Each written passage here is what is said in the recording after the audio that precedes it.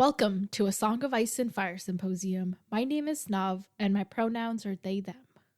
And my name's Harmit, and my pronouns are Hershey, like the chocolate. And this is A Clash of Kings, chapters 24, 25, and 26. Theon, Tyrion, and Arya. In these chapters, Theon gets humiliated, Tyrion gets celebrated, and Arya's morale gets obliterated.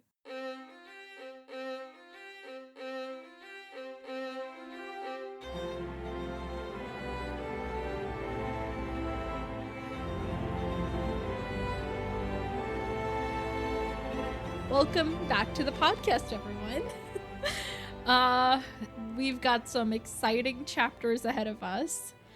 But before we can get to them, I've got things to say. I was going to say shay, but then I said, this is such a good start already. Okay, so I have been listening to our old episodes, and I'm like on episode like 30 right now, so like middle of Game of Thrones. And I want to share my observations, okay? This was both, like, a great idea because we're hella entertaining, but also a bad idea because it's, like, the perfect way to give myself anxiety about all the things that happened 2 years ago, you know? Right. Oh so, gosh. Like, we're entertaining, but then also we get, like, really stuck on some random stuff, like... We do. Like, in the first, like, Bran chapter, I'm laughing at myself because I refuse to tell you, like, anything. I was, like, so spoilers free about everything. Right. I wouldn't even tell you, like, how far north Winterfell is. So there's, like, us arguing for, like, 10 minutes about, like, okay, so if the Wall is north, where is Winterfell? If Jon Snow's a bastard in the north, where's he from? Like, all this random stuff. And I can totally I remember see you why used to confuse me so much because you would never say it straight, or you'd be like, you wanted to make sure I understood stuff, but you didn't want to like clarify anything, so you would confuse me further because you'd be like, and I'd be like, what? I was what new at this, okay? I was just trying. I was just doing my best. But this one listener was like, y'all, please just get a map, and I was like, we got a map, just hang in there. so that someone said that. That's funny. Yeah. Oh my this gosh. was a real thing. Also, it's weird because I was still using the anglicized version of my name. So every time I say Nav, I'd be like, cool, you know, because now I've started actually saying Nav, which is the actual pronunciation of my name. Yeah. So yay for progress. I don't know. Yes. Also, sometimes I was listening to that episode where the Bran's dream episode where you didn't remember anything, and I got so frustrated. And listening back to it, like it makes so much more sense that you didn't care because, like why would you? But I was like so deep. I was like, oh my god, this is the most important chapter in the whole series, and you're not even paying attention. Yeah. So that was entertaining. And just today I listened to the episode where I spoiled you on that one Jon chapter. Oh! And I'm so confident. I'm like, oh no, we talked about this. I know for sure. And then like it's slowly dawning on me as I'm like flipping through the book, and I'm like, oh my god. Yep. I just had an imaginary conversation. Oh my gosh. You got so excited you just dreamed that already happened. Yeah. And there's also, like, a shift in editing, like, I don't know if I've told people this before, but our first, like, episode before even the prologue was, like, an hour long, and our prologue episode recording was also an hour long, but I cut them down to the bare minimum and made them both, like, 10 minutes long, and, like, as we go along, my editing just gets, like, I would say lazier, but also better because I'm not like so. Before I used to cut out anything that didn't have direct relevance. Now I just let it stay as long as it's like we can listen to it, you know? Right, yeah.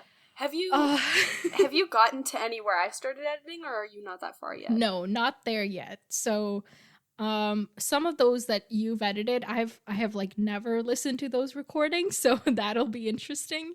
Because, you know, you edited them, and I usually listened when I had to edit them. Right, yeah.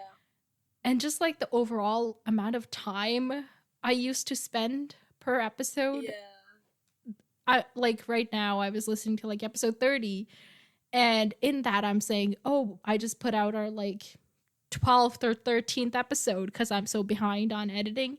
Right. And that's because I would like every chapter I would spend every episode I would spend like, you know, a couple hours reading, a couple hours making notes, 2 to 3 hours recording, and then several hours editing precisely. Yeah. And then I would also make like posts and social media and like all this crap. And I've just made it so much easier on myself, which I think is why we're so much more consistent with our postings now. Yeah.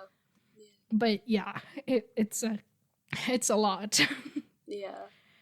It just took us a while to like figure it out, but like we did it. We're here. I've just like gotten really excited. So that's why I wanted to share all of that. The other thing that I've been doing is listening. Oh, yeah. So basically I've been listening to everything at 2 times the speed because it's the only way I can bear to listen to myself for extended periods of time. Yeah.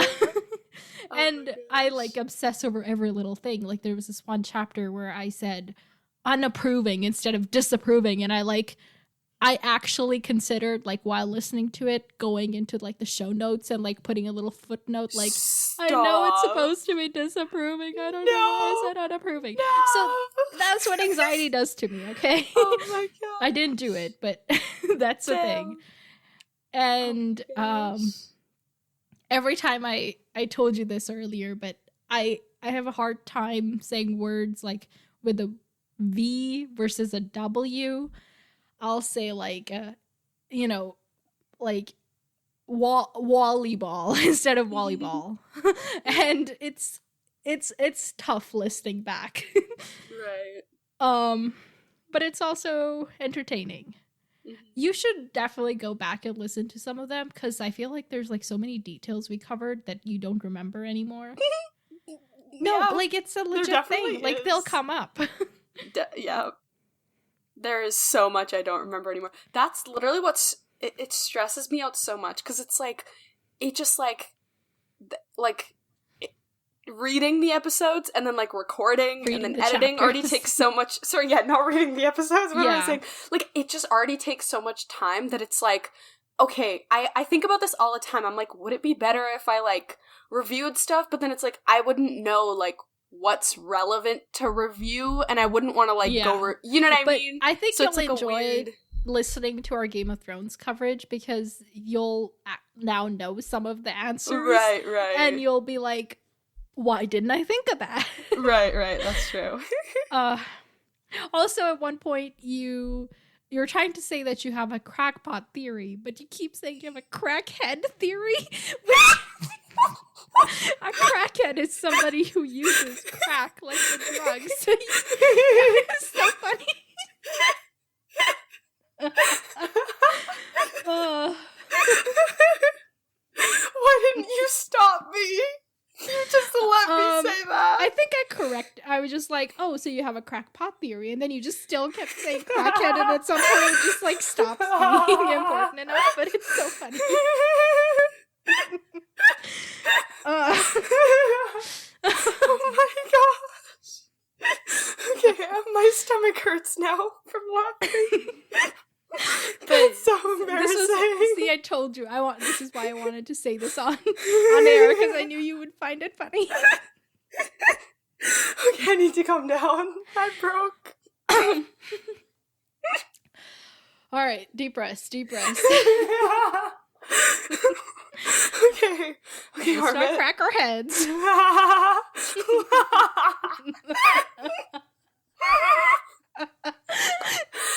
minutes of this episode is just us laughing. Okay. The way you're doing your breathing is so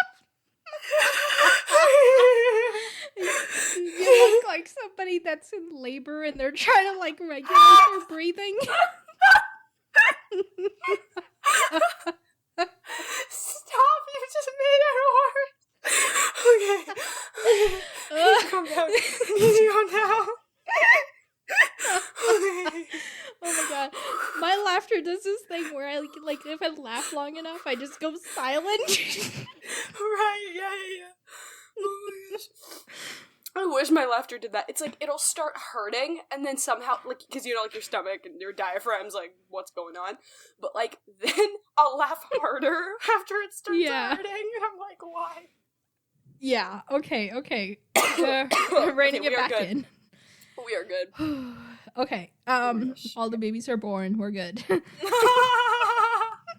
Why do I keep saying things? I need to stop.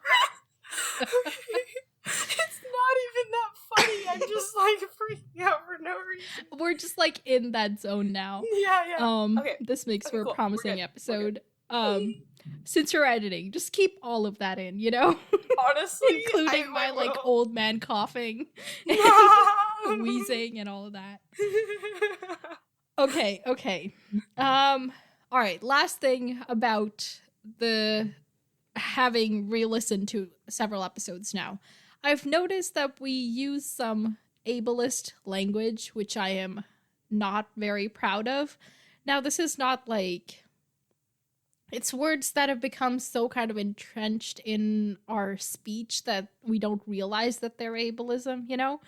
Like, we'll say the words like stupid or dumb or lame, and I just want to work on that, you know? Right? Yeah. So, folks listening out there, hold us accountable. We're going to make an effort to better our vocabulary, better ourselves, okay? Just saying that. Let's go, self-growth. Yay. Okay, so there's that. Last thing not related to the listening to the podcast. The other day, I found out that Bran means raven. How the hell did I not know this? That's cute. What? That's like, so how cute. Have I gone so many years without knowing this? Apparently, I think it's either in Irish. I think it's in Irish that it means raven. So, Dang, good on you, George R.R. Martin, for hiding that one in there.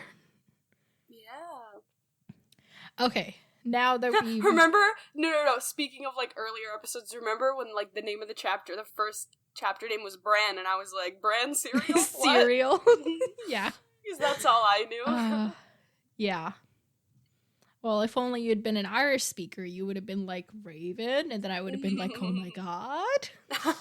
That's true. Okay.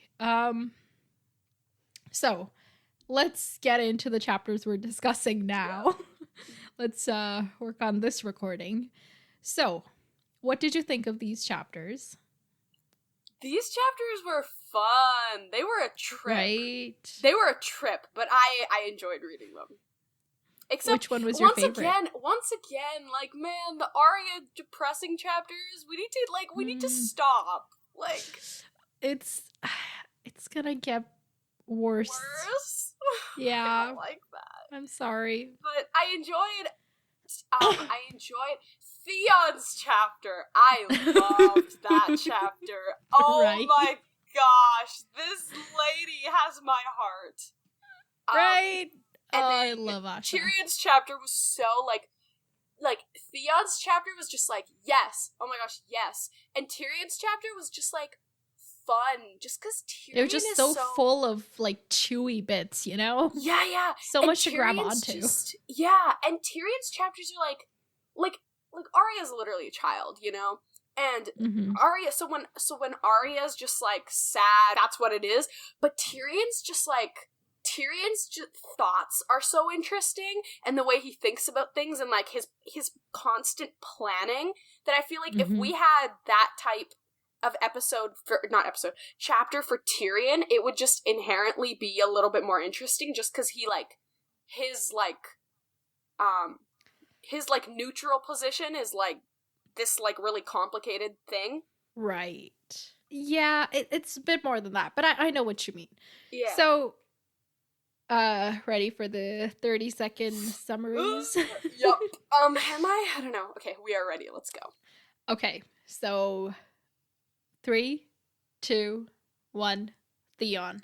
Okay, so Theon's in Lockport or whatever, and he wants to go see his ship, the Bad Bitch or something, and then, they name it, and he meets his sister, but he doesn't know it's his sister, and then he convinces his sister to you know, like, go back to freaking Pike, and then they go back to Pike, and the entire time he's, like, bad-mouthing everybody that she knows, and it's very funny, and then they have the feast, and his dad's like, okay, this is your job, this is... Switch. Who's next? Oh, Tyrion. Tyrion and Cersei are having a bonding, laughing moment, and then he poisons her, and then she's stuck in bed the next day, and he's like, okay, yo, cousin Frey, this is the deal you're gonna send Rob. He's like, that's not gonna work. He's like, oh, it wasn't supposed to. And then Alistair comes in, he's like, bitch, you've been ignoring me. And then to Alistair, he's like, okay, like, we're gonna tell people that, like, oh, like, the wall has so much food, and then, you know, and then Switch. He gets more people. It's great. Arya's been captured by the Mountain, as we know, so she's just there, and people are dying every day because they're getting questioned, and, like, no matter how loyal they are, like, regardless, bad things are happening. And then they start going to Harrenhal, and they get there, but they have to, like, walk there the entire time, because, you know, they're the prisoners. It's not great, and she stops trying to hide the fact that she's a girl, and the dude's like, yo, you're a girl. That's it. Wow, I did not get to the end of any of those chapters. Theon's ship is named Sea Bitch, not Bad Bitch. I knew it wasn't Bad Bitch, but I couldn't remember what it actually was. I like Bad Bitch better, though.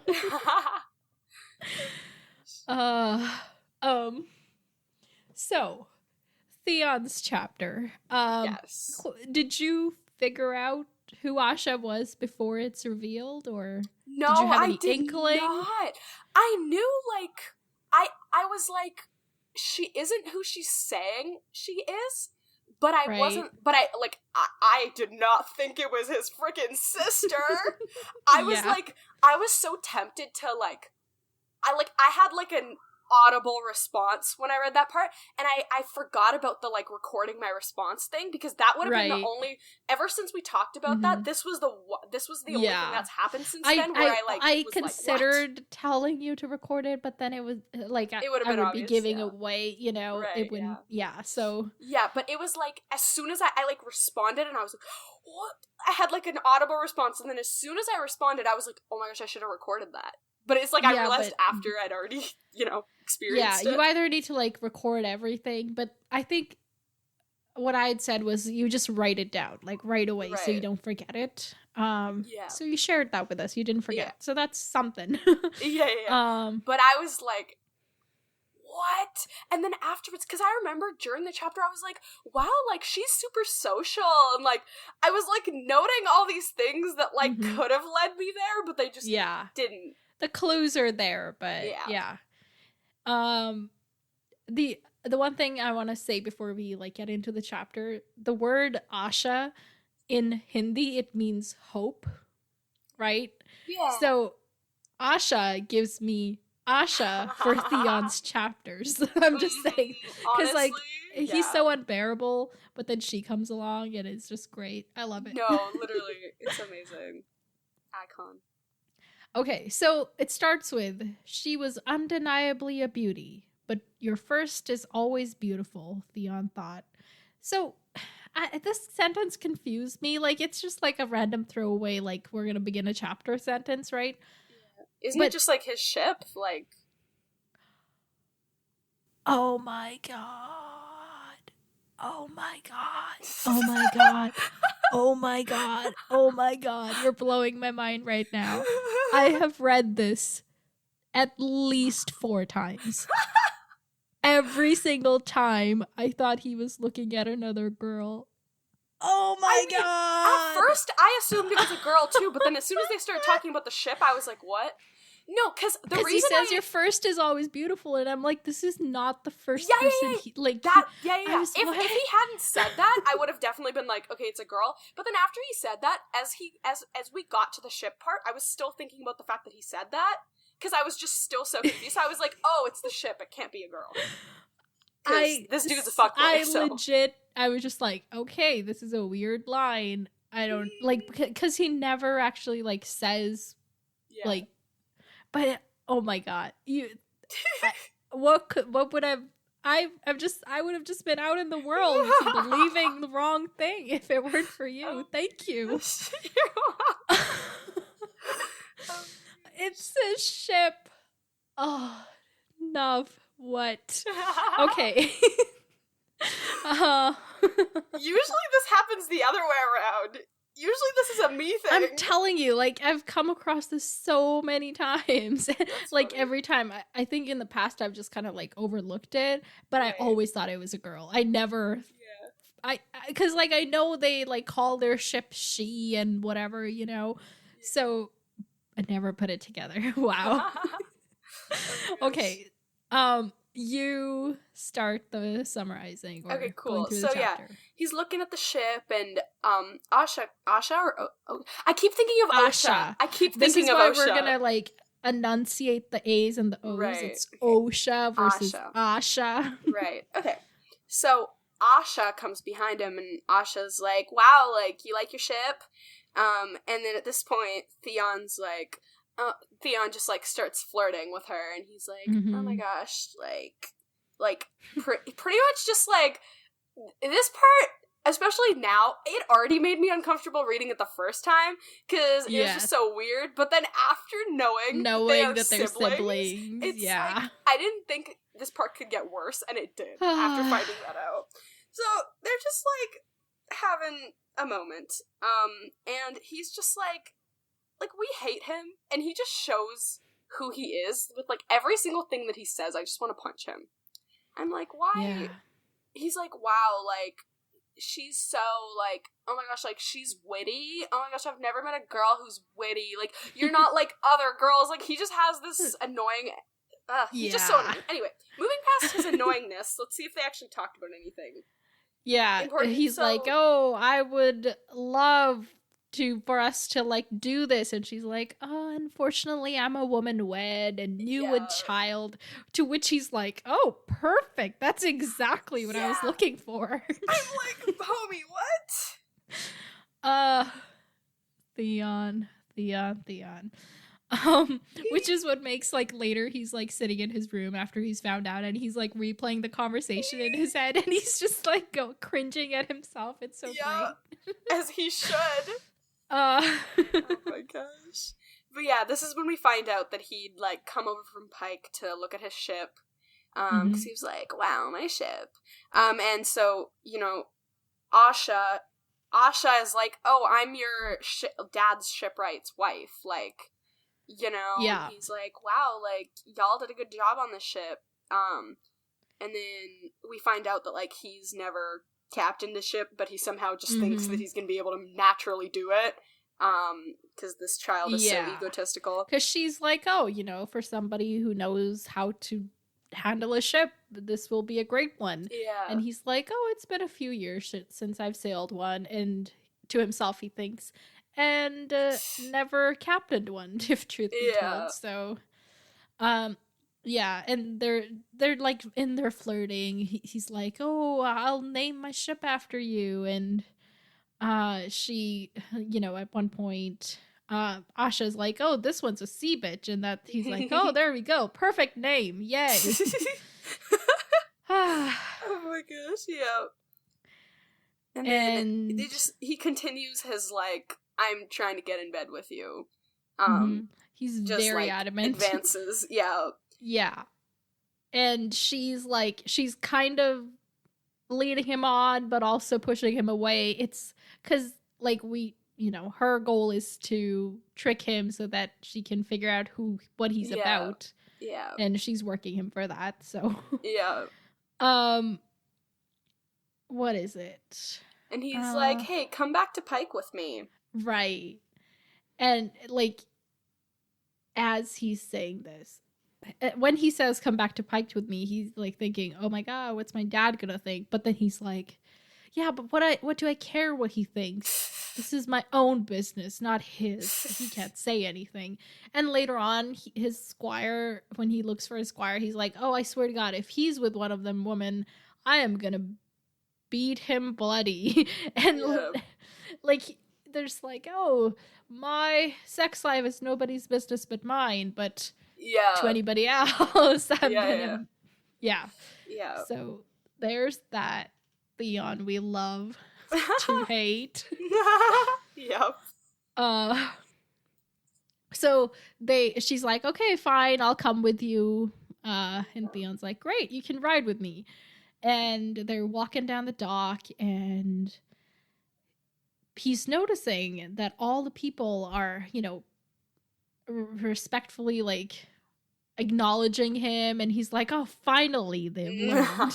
And of course we know it's because they recognize Asha, not him. And he's noting all the ships that are in the harbor because they're getting ready for war. And Asha's like, you know, she calls out to a bunch of people like, hey, how you doing? Hi, your kids. You know, just she knows everyone. And he's just like, oh, I don't know anyone. And it says here, he had looked for a few of the friends he had played with as a boy, but they were gone, dead, or grown into strangers, which is, well, it's a real thing, you know? Remember that one time we, like, didn't see each other for, like, a year, and then when we met again, it was like, who the hell are you? We had, it took us, like, a week to, like, get back into the flow of things. Yeah, definitely. I mean, we were, 10, 11? Yeah. Can't even remember, but, like, it's a real thing. Yeah, and when you're a kid, you just go through so many phases that it's like, if you, like... Yeah. Knew someone in one phase, because like it's if you knew somebody for like we'd known each other for a year and then we didn't see each other for a year, that was like 20% of our life at that point. Yeah, exactly. Okay, so they're just walking down, and she's like, hey, those dudes we just passed, they're pretty good. You might want them for your oarsmen. And he's like, oh, sure, I'll consider it.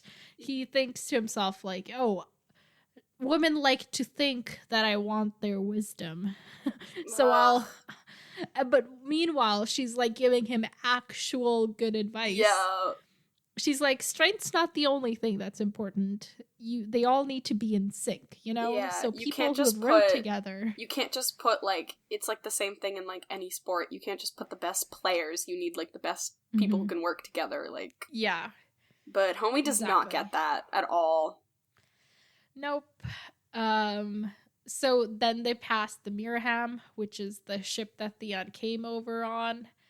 And the captain's daughter is there calling out to him, but he's, like, totally not paying her any attention. Yeah. And Asha obviously notes that. But also we learned that that ship's still there because...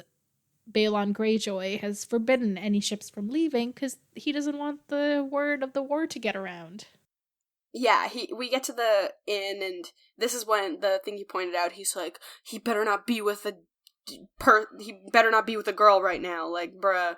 And we find out that he, like, just, like, loves to, like, physically abuse him. He just, like, picked him up by the ears, and he's like, when he's thinking, like, oh, I'm just gonna beat you up if you, like, don't do this, and, like, and we find out that, and he literally, he was like, that was one of the things Theon liked best about him. The fact that he couldn't talk, because Theon's just such a, like, I need to be able to assert power over you. Yeah, it just grossed me out.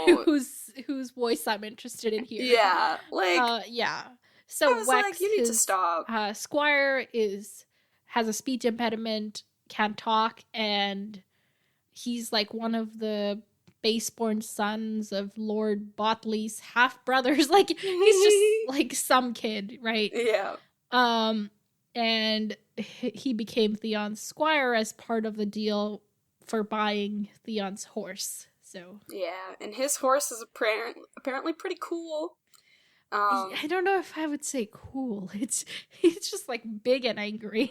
Yeah, so yeah. Before we get to that, when Wex sees Esgrin, he's staring at her, and Theon's like, "Oh, you'd think he'd never seen a woman before," but obviously, again, we know why. Yeah. In hindsight.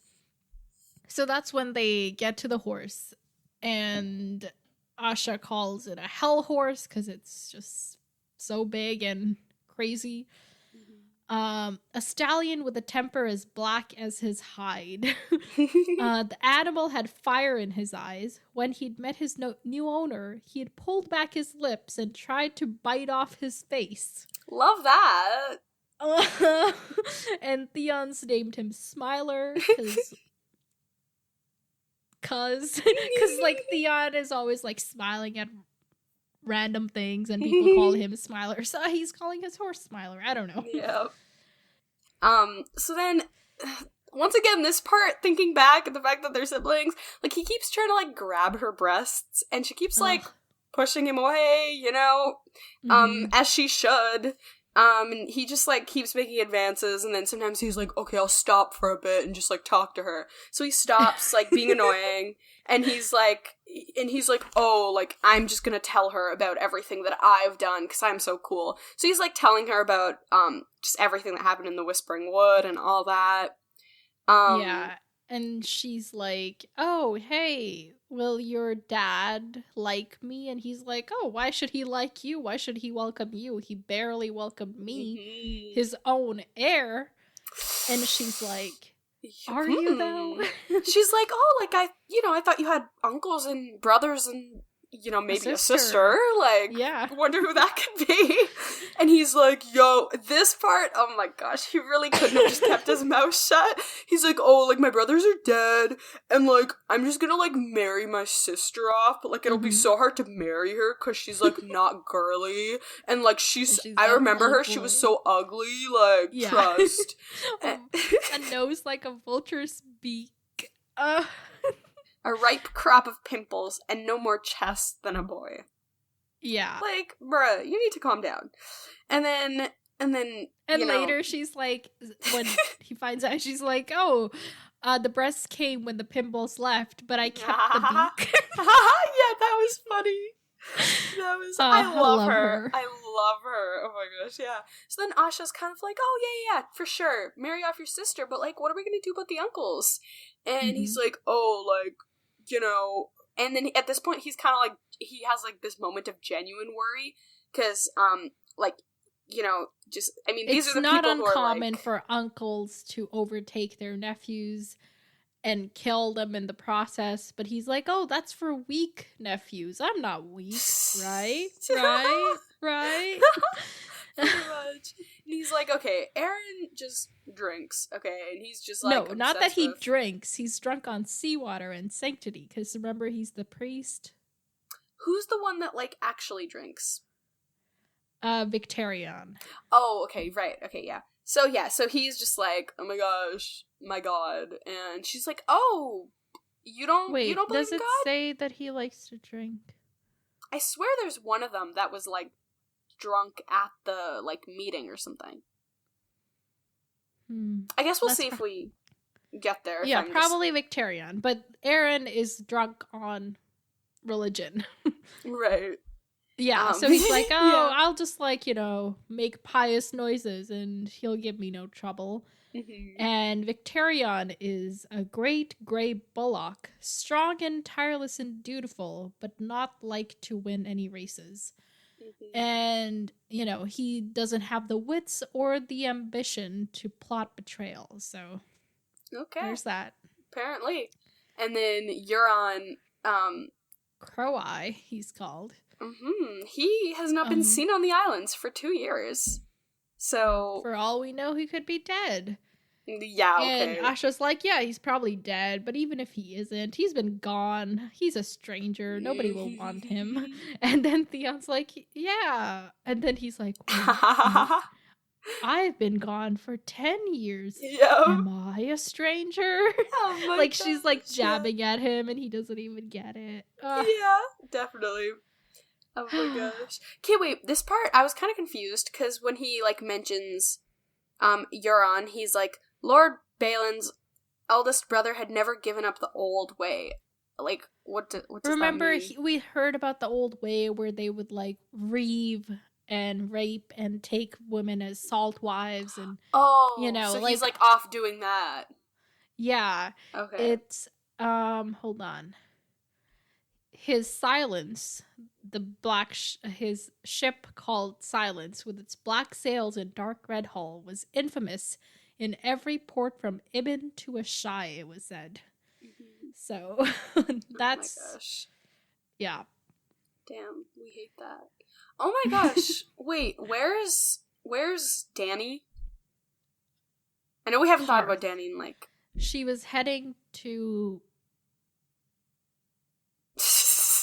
She was, like, in the middle of the Red Waste, remember? Right.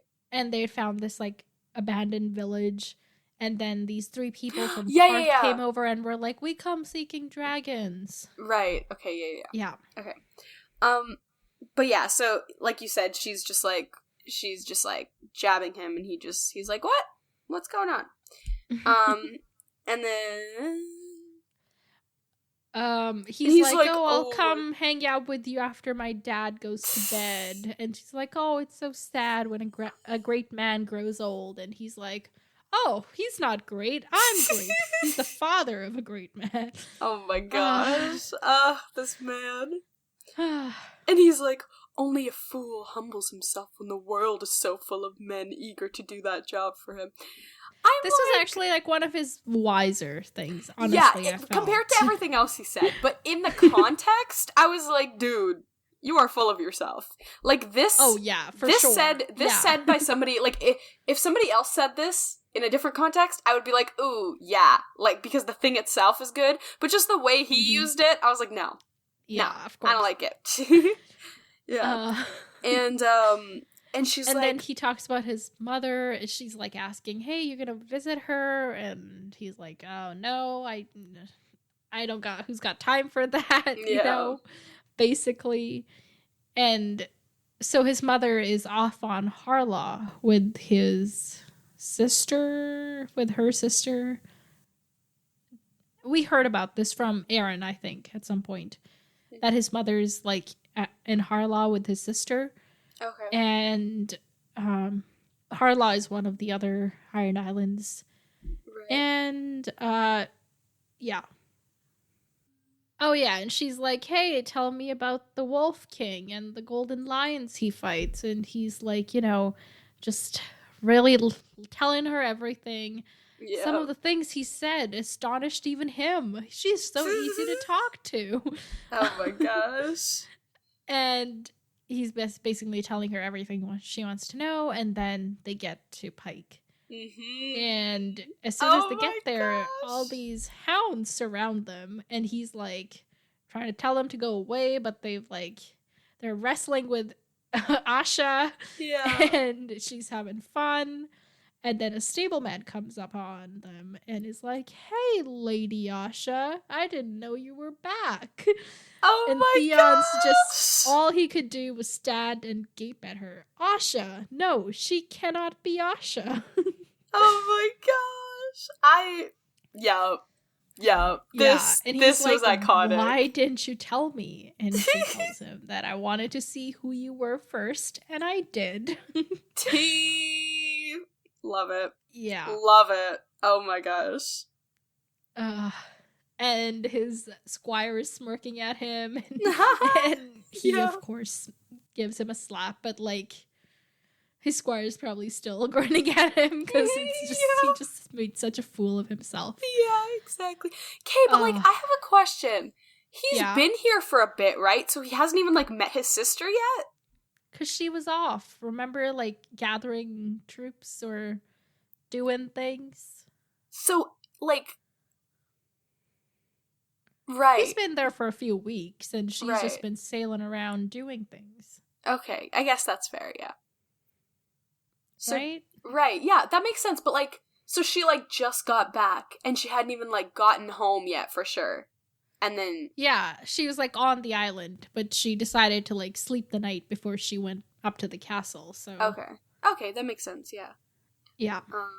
And he's like, oh my gosh, she's the one who made me a fool, and, like, I have no place here, and she's the reason. And I'm like, what? That doesn't even make sense. Now you're just, like, saying things. Yeah, well, I think he's, like, she's kind of filled the place of, like, Balon's son and heir, kind of. Yeah, but, like, that's not, you can't be like, obviously, oh he's gosh. blaming the wrong person. Who is to blame, though? I guess...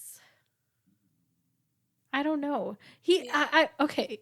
A little bit, he himself is to blame because he's not that good of a person. Right. But also, like, yeah, it was, like, all these, you know, Robert and Ned and his dad who agreed to send him away and all of that. Yeah. It's just everybody. Yeah, but he's bitter. So he's getting dressed to go to the feast, and he wears some, like, somber clothes and no ornaments because he doesn't have anything that he paid the iron price for. And he's thinking, oh, I killed that one free folk. I could have taken his things, but he didn't have anything. Right. That's my cursed luck. I kill the poor. Yeah, your cursed luck, not the people that died. I mean, that person needed to die because he was threatening Bran, but still. Yeah. Okay, so, he gets to the hall and, like, everybody's there, basically. Yeah. And then everybody except Dagmar Cleftjaw, who is one of the captains, and he's out rounding more people up.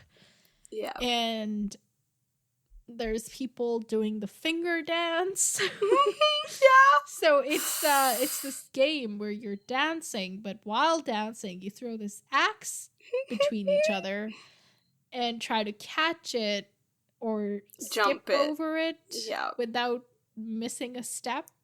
Yeah. And the game usually ends when somebody loses a finger or 2 or 5.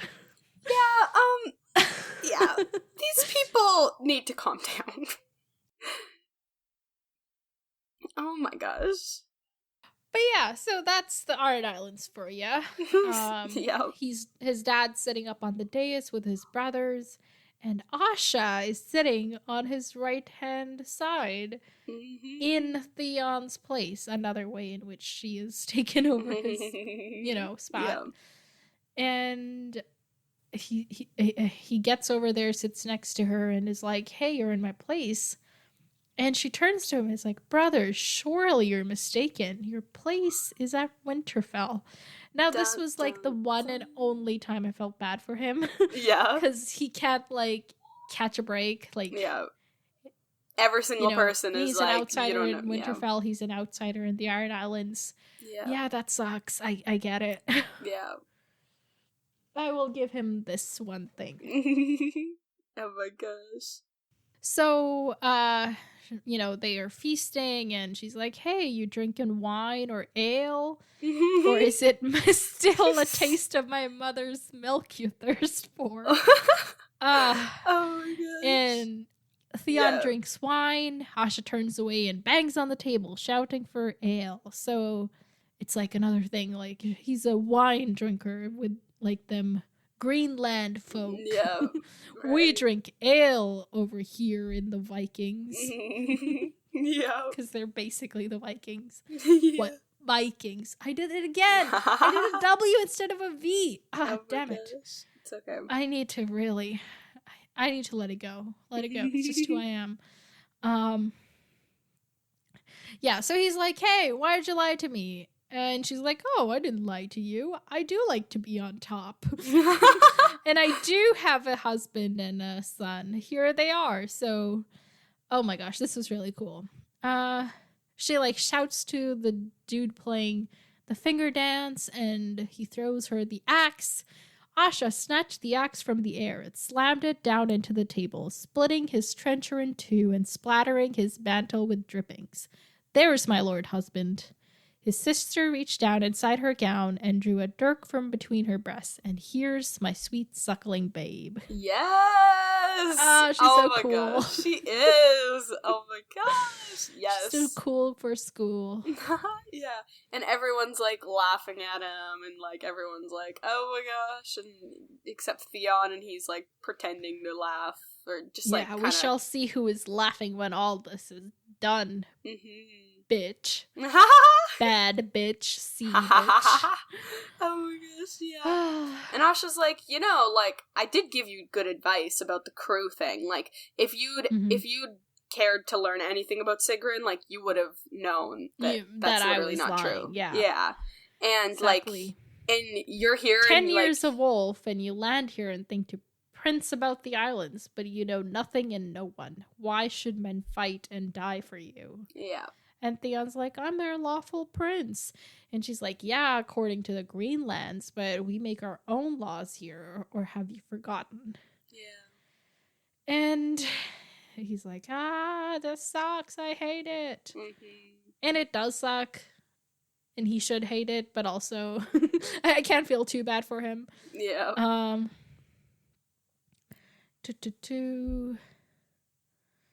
Yeah, so they're just eating. Eventually, Balon's like, oh, hey, come join me in my room. And they do. Yeah. And then Balon's oh, no, like... hold on. So Balon and his brothers leave, but Asha and Theon are still at the table for a couple minutes. And Theon's just, like, really had it with her and is like... Marriage is not for you. When I rule, I believe I'll pack you off to the Silent Sisters. Mm-hmm. You remember the Silent Sisters? No. They're like the people who prepare like dead bodies for funerals and all of that. Oh. And they're silent because they are not allowed to talk. Oh my gosh. So yeah.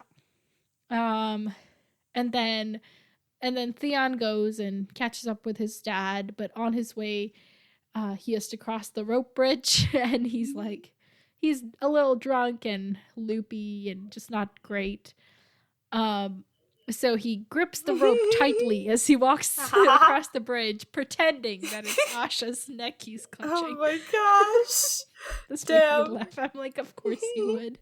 Yeah, exactly. So then he sits down and he's like, okay, like, I made my plans, let's go. Yeah, his dad's like, I got these plans. Here they are.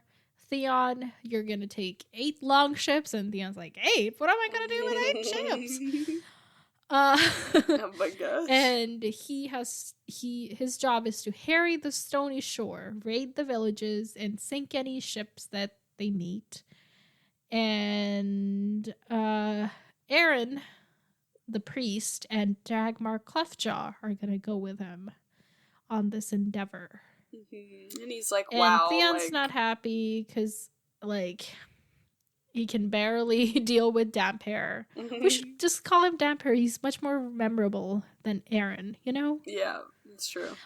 And with Dagmar Cleftjaw along, nobody would believe that he, being Theon, is really in command. Yeah, exactly. And the thing's already not that interesting. He's like, I don't want to do this. And then on top of that, I'm not even going to be the one doing it. Yeah. And then Balon, Asha is caught up to them at this point and is like, Asha, you are going to take 30 longships and go to Sea Dragon Point. And you're going to march on Deepwood Motte. Mm-hmm. And the castle will fall before they even know you're upon them. I've always wanted a castle. Asha's like, yeah. Then take one. And Theon's just, feeling worse and worse as this goes on. Mm-hmm. He's like, oh, this should be my mission. I've been to Deepwood Motte. I know this place. Mm-hmm. But he's just holding his tongue. And then Balon turns to Victarion and is like, okay, so when my sons, he says, so when my kids have done their thing, Winterfell will have to respond to their doings, their actions. I forgot the word I was looking for. Yeah. But basically, when Winterfell is busy, you'll head to Deepwood Motte. No, you'll head to Moat Cailin. There's so many. Moat Cailin. You'll head to Moat Cailin and take it so that Robb can't return back north. Oh my gosh. Yeah. Man, is there anything?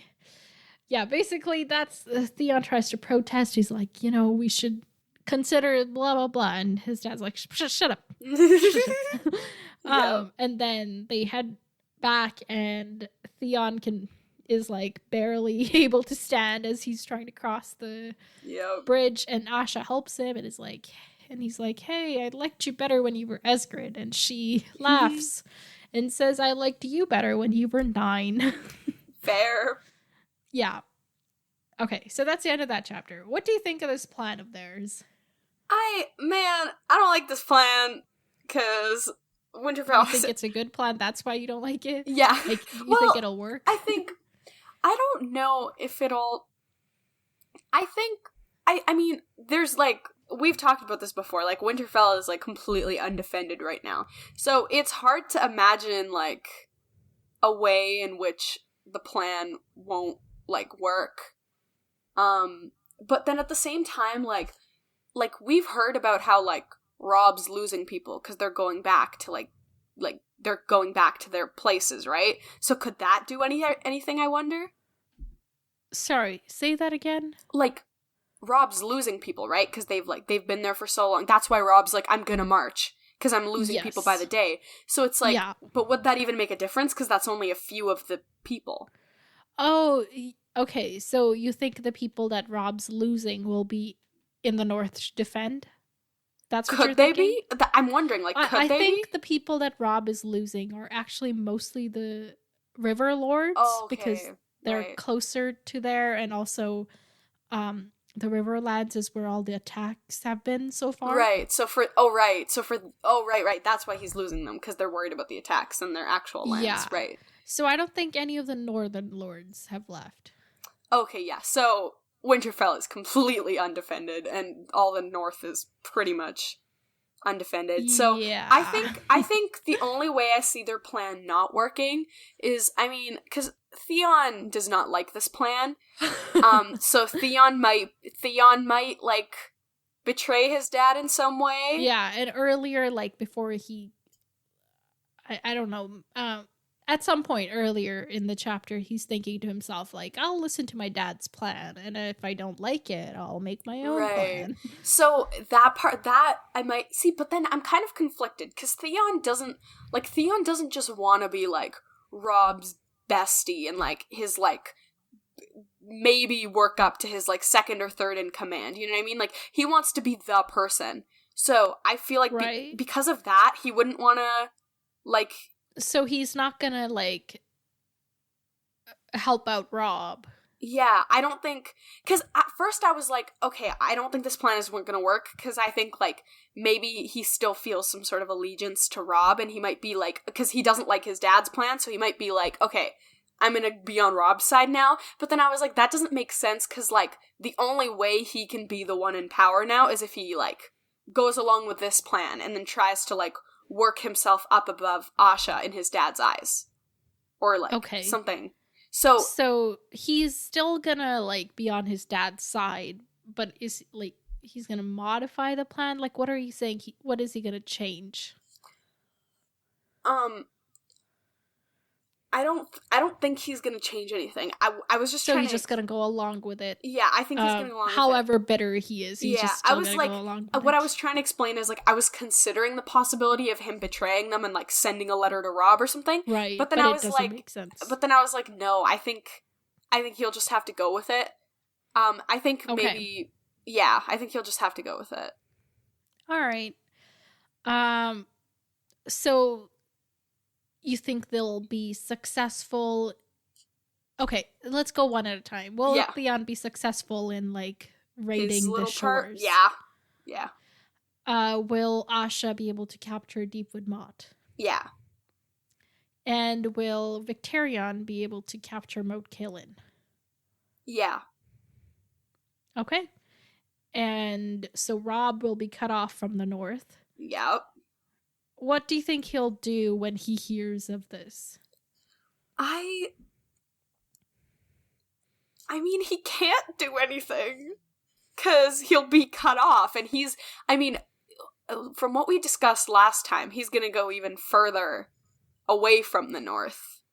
Right? Because he was gonna... Yeah, kind of, yeah. So, like, he can't really do anything? Maybe he can... Wait, where's that... do we still... I'm sorry, I'm having complete memory loss. Do we still have that, like, second army? Is that still... Or, like, we don't know where that Bolton dude is, right? And we don't know where the people with him are? They were up by the twins the last time we heard. So right, but they don't have any communication with Robb. So Robb can't be like, hey, go over there. They could, but not like instant communication, you know? It takes a couple days. Right. So maybe that could be a possibility? Because I don't think... Because Robb can't go back to defend Winterfell now. Right, but if they can't cross the neck, how are they going to do any of it? Haven't they already crossed the neck? No, cross the neck back to go up north. Yeah, so they can't, they can't do that.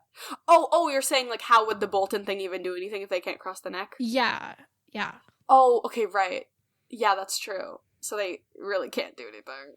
Unless they were to, fight the frickin' people. Yeah, and I don't know if you remember this, but in one of the Ned chapters, he kind of points out the significance of Moat Cailin, because the way it's situated, it's like the towers there are on all sides of the causeway, so 200 archers can hold off an army. It's such a strategically well-placed place. Damn, yeah. We hate that. Yeah, so usually it works in the the Stark's favor. Yeah. So I guess the only way they really have out of this is forming some sort of alliance, that they were trying to form to. Why would the Greyjoys allow an alliance? No, not with Greyjoys. Oh, okay, with whom then? Maybe, because wait, no, because maybe. Well, now that's gotten complicated because Stannis is in the equation. But pretending Stannis doesn't exist, okay. after fighting the Lannisters, they could, go deal with the Greyjoys. Or that could be, part of their Lannister alliance. Or, with Renly or something. Right. So Robb's just gonna put off dealing with it until he's dealt with his other problems. I don't think he will. I think he'll do something, but I don't know what he'll do. Okay, but you're not telling me. Yeah, but I don't know what he'll do. But I don't. He's not gonna put it off. He's definitely gonna do something. Maybe he. Okay, because he can't. Okay, he'll just put it off. Okay. Because I don't know what he'll do. But will his northern lords be happy with that? They definitely won't. But what can they do? Yeah, even if they.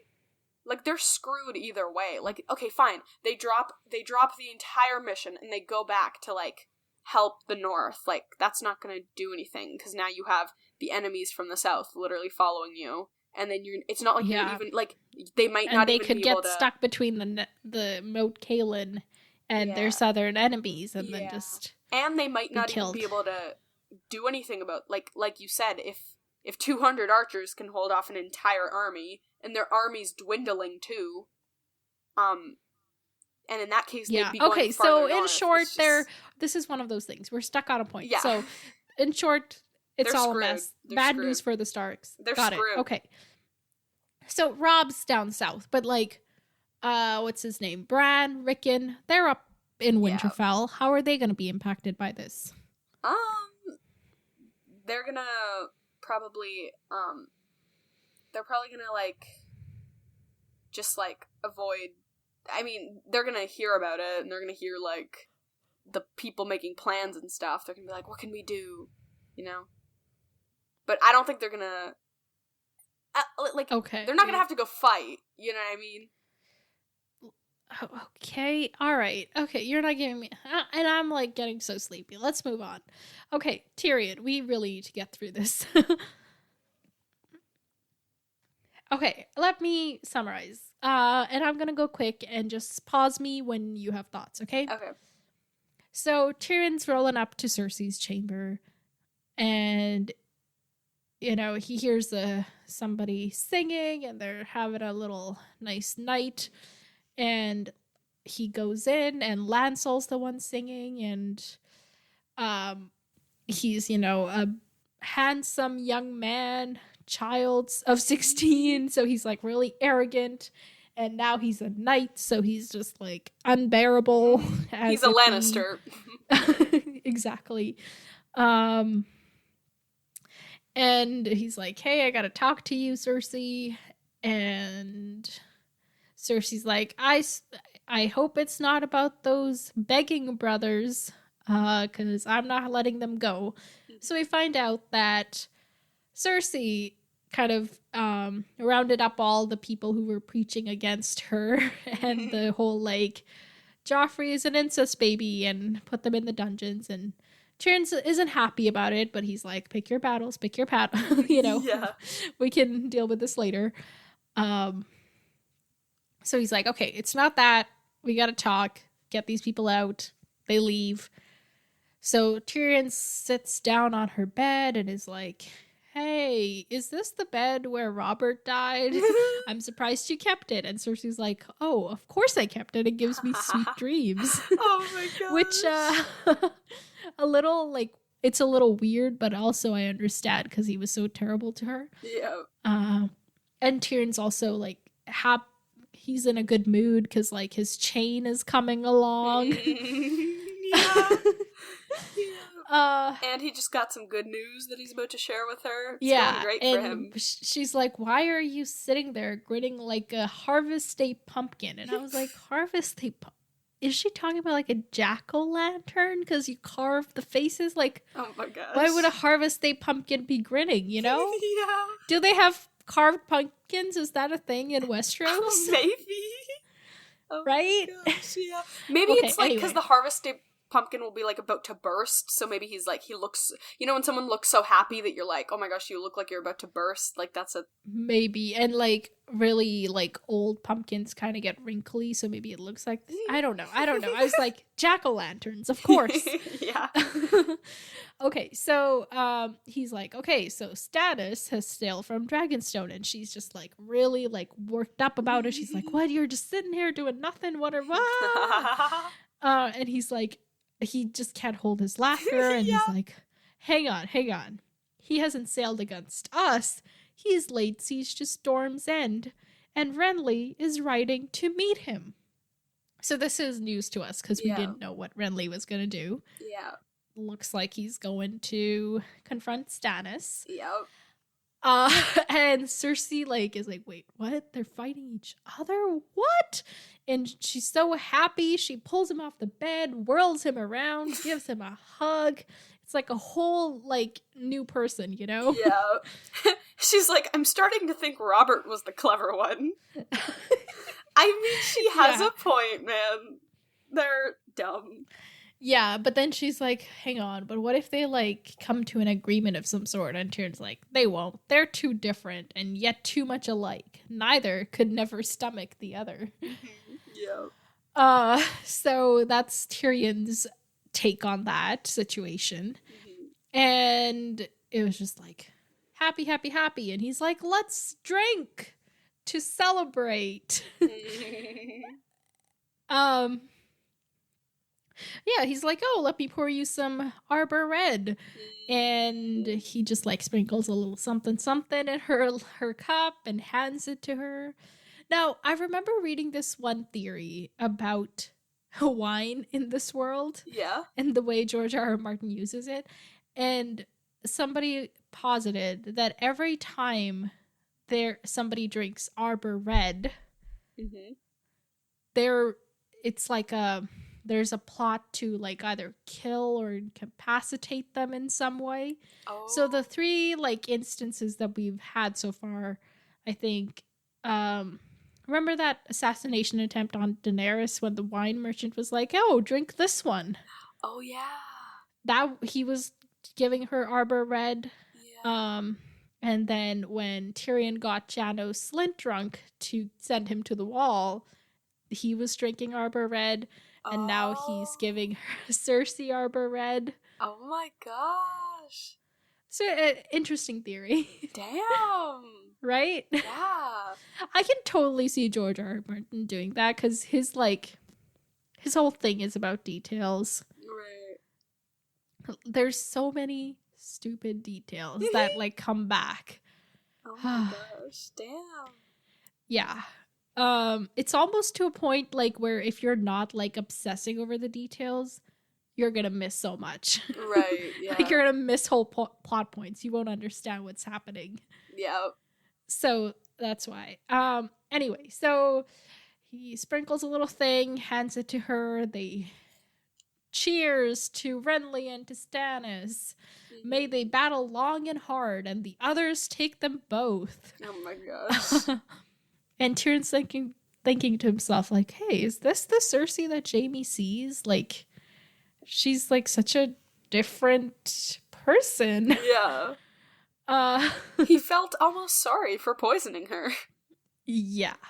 So the next day, he gets news that she's not able to leave her chambers, and he's like, not leave her privy, more like, because he's basically given her, I would assume, like, a laxative, so all she can do is poop. Yeah.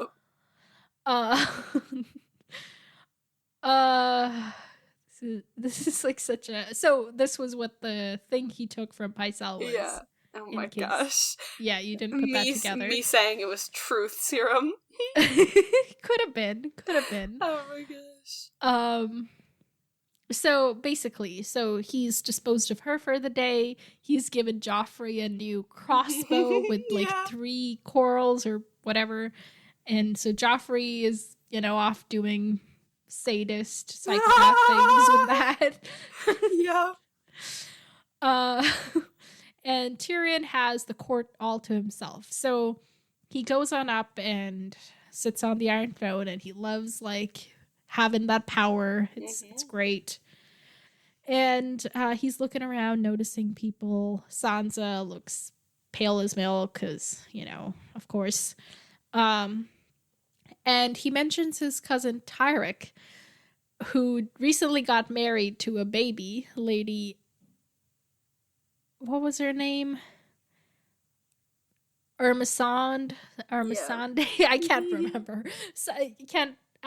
not that I can't remember. I can't read what it says. I can't pronounce it. So he's married to a baby, basically for her lands. And everybody else calls him Wet Nurse now, because, Yeah. So there is this chapter... Remember when Sansa goes to the Godswood? Yeah. And we hear about a feast. Yeah. And I was like, what feast is this? It was this dude's wedding feast. I totally forgot about it. Oh my gosh. I just, like, forgotten. I was like, what? Yeah. Oh my gosh. So he's there, and then Clea...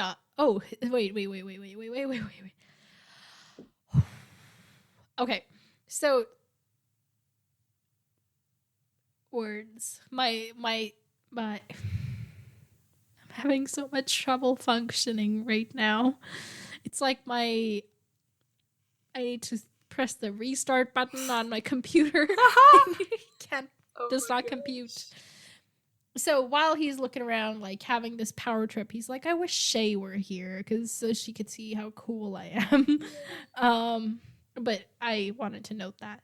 So after this, Cleos gets brought in, and he tells them he's like, hey, what you think of the terms? What you got for me? And they're like, yeah, they won't do, basically. Here's our terms. Exactly. So Robb has to, like, basically quit the war, return to Winterfell, but also hand over his army to Jaime so that they can be used to fight the Baratheons. And all of his bannermen have to send sons or daughters as hostages. And what was the other thing? if we want Willem Lannister and Theon Frey back, you can have a few of our hostages for them. And I'll give you status. I'll give you Ned's bones as a gesture of good faith. And he can have Ice the sword when he makes peace, like when you sign the contract. Yeah. And he will get his sisters back when Jaime is released. Mm-hmm. So, sorry, I'm having a bad asthma day. Okay, but yeah, those are the terms. And obviously it's like, he's not gonna go for that, but we know Tyrion doesn't really want to give him terms. This is just like a delaying tactic. Yeah. So that. And then he's like, okay, great.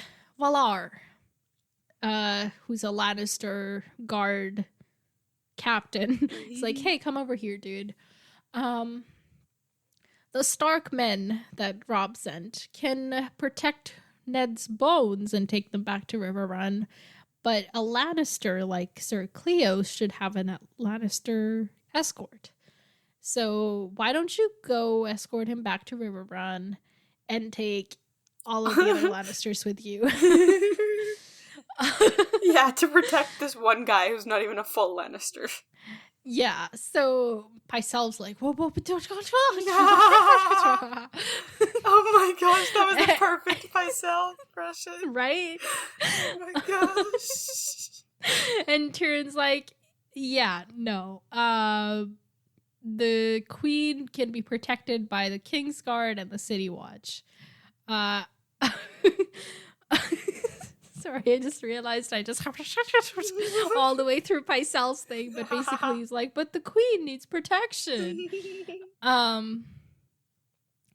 So at this point there's like a little pause, a break, and it says, at the council table, Varys smiled knowingly. Littlefinger sat feigning boredom, and Pycelle gaped like a fish, pale and confused, which is like such a good capture of all of their like things. Yep. Definitely. So at this point, Sir Alistair Thorne comes up and is like, you left me to rot in a dungeon, or not a dungeon, but like a random room or something. Yeah. And Tyrion's like, oh, okay, what you got for me? What is happening? Oh yeah, Thorne's like, I am here to talk to the king. I won't talk to his servants. And Theon. Tyrion's like, talk to the servants or don't talk at all. Like, I don't care. So basically, Alistair tells the whole story of the Whites and the like coming back to life and killing Sir Jeremy and almost killing the Lord Commander. And Tyrion is like, what? What is this BS? And he's like, I can't take this seriously because people will laugh at me and I can't afford that right now. So he's like, okay. Were they really dead? Did you really dead them this dead time? And Alistair's like, yeah, they were dead. I even brought the undead hand, except it rotted to pieces while I was waiting to be for audience. Like, damn. What? Oh my gosh. And he's like, yo, like, Lord Baelish, give him 100 spades so that they can bury their dead and make sure they stay dead. Oh my gosh. But with this insult, he's also like, hey, also take your pick of the city dungeons, which was the deal Ned gave to Yoren. Yeah. And Bywater's like, yeah, but there's like barely anybody left in the dungeons. Yeah. And Tyrion's like, just arrest some more people or spread the word that there's food at the wall and if they go, they can be fed. Yeah. And now you were saying like they're basically lying and saying there's a lot of food at the wall, right? Well, they're not lying, but it's like... There's definitely more food at the wall than there is in the city. That's Yeah, but, like, then they also like, have if to, you become the Night's, like, Night's Watchman, right? Yeah. That's what you become. Yeah. If you swear your fealty, like, they have to feed you. So you're taken care of. I guess, yeah. Yeah, it's true. Yeah, so I'm having so much trouble breathing. I need my inhaler. I don't have any inhalers near me. Okay, folks. We're just gonna do this. I'm just gonna do the best I can right now, and then like take a couple swigs of that inhaler. Okay. Yeah. So Alistair Thorne's like, you think this is a joke? And Tyrion's like, no. If you had heard anything except the insults, you would see that I've given you men, which is what you need and came for. Yep. Take them, thank me, and be gone before I'm forced to take a crab fork to you again, which is a throwback to when they had an altercation at the wall, and Sir Alistair was like, take up a fork and fight me. This is a thing that happened. Yeah. Oh my gosh. And the only reason I remember it is because I just recently listened to our old episodes. Yay! Ooh. Nice. And so Varys is like, damn, good job today. And he's like, you just like are killing all the birds with every stone. It's great. Every stone. You're killing all the birds with limited stones. I missed something. So when Tyrion was telling Cleos Frey the terms, Cleos was like, why would Robb believe these? And Tyrion's like, well, he should fear us because we have a second army, and Doran Martell has agreed to marry his son to Marcella, so we have new allies. Mm-hmm. So that letter got to him, and he replied yes, apparently. Damn. So this is bad. After the court adjourns, and Varys is complimenting Tyrion on a job well done. Mm-hmm. Littlefinger is like, how is Marcella gonna wed Robert Arryn if she's already engaged to Trystane Martell? Mm-hmm. And Tyrion's like, oh yeah, about that. Oh my gosh. I totally lied. Yep. And Littlefinger is like, I don't like being lied to. Yeah, and Tyrion's like, I don't like being lied to either. Yeah. Now, I want to bring up something. So during that 1, 2, 3 chapter, Tyrion is talking to Baelish, and he's like telling him his like terms to Lysa, like go present this stuff. He also promises that he'll give her husband's true killer. Mm-hmm. I had totally forgotten about this, and I went back and listened to this episode, and I like mentioned it, but neither of us like really grabbed onto it and talked about it. Yeah. The only reason I remembered was because I was emailing back and forth with one of our listeners, Brian, who was guessing like who my favorite characters were, because I teased that last time. Right. And like on a unrelated like topic, he was like, oh, he reminded me of that moment, and I was like, wait, what? We never talked about that. Yeah. So, do you think, who is Tyrion referring to? Is he even referring to somebody specific, or was that another part of the lie? Like, oh my gosh. I don't know. Okay, so, because of the events of this chapter, I think he thought it was, okay, sorry. Let me restart, because that made no sense. So, I think at the moment that he had told Littlefinger, like, hey, tell her I'm gonna give her the true killer, I think in that moment, he's like, okay, it's totally Pycelle, so I'll, like, give her Pycelle. No, but then at that point, he didn't know Pycelle was the traitor. Yeah, no, he right, because the betrayal hadn't happened yet. Mm-hmm. Fuck. Maybe he's like, oh, because he's gonna figure out all these mysteries, so maybe he was just like, when I figure it out... Counting on that. Yeah, he was, like, counting on being able to figure it out, but now that's gotten even more complicated, because Pycelle pretty much, like, Pycelle's pretty much like, oh, I would have done it, but I didn't, so it wasn't me. Mm-hmm. So, what the heck? Do we know anything about that squire dude? Just that he was from the Vale. He was like Jon Arryn's squire. Right. He was knighted very soon after Jon Arryn died. And then also died very soon after in that tourney.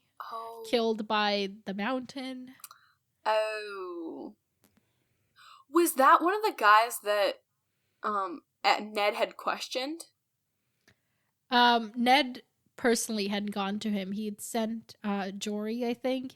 Right. And to Jory, Sir Hugh was just like, I don't talk to servants. Right. If the hand wants to talk to me, he can come talk to me. Okay. Gotcha. Damn. Yeah. So you don't know what Tyrion was thinking. Your best guess is just that he was just counting on figuring it out at some point. And... Yeah. Yeah, because if he had known who the true killer was, he wouldn't have been questioning about the true killer to Pycelle. Right. Like, if he knew who he meant by the true killer. Yeah. Mm-hmm. That makes sense. Okay, just wanted to bring that up. Thanks, Brian, for, putting my attention on that. Yeah. So, Littlefinger leaves, and... Varys is like, dude, like, how are you gonna send away the Queen's Guard? Like, she's not gonna let you do that. And he's like, oh, just tell her, like, it's part of freeing Jaime. And Varys is like, ooh, that's why Bronn was looking for a thief, poisoner, a mummer, and a murderer. So Tyrion's got this whole plan to send these 4 people, disguised as Lannister guards, so that they can go in and free Jaime. Yeah. Yeah. So this will convince Cersei to let the guards go, because, if he sends 4 people, they'll stand out. But if there's 100 people, 4 out of those people will just like blend in.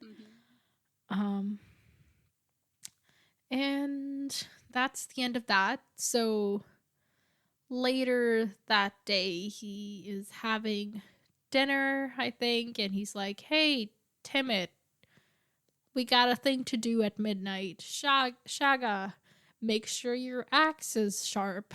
And Shagga's like, oh, they're always sharp. They're the sharpest. Once I cut off a man's head, but he did not know it until he tried to brush his hair. Then it fell off. Oh my gosh. Yep.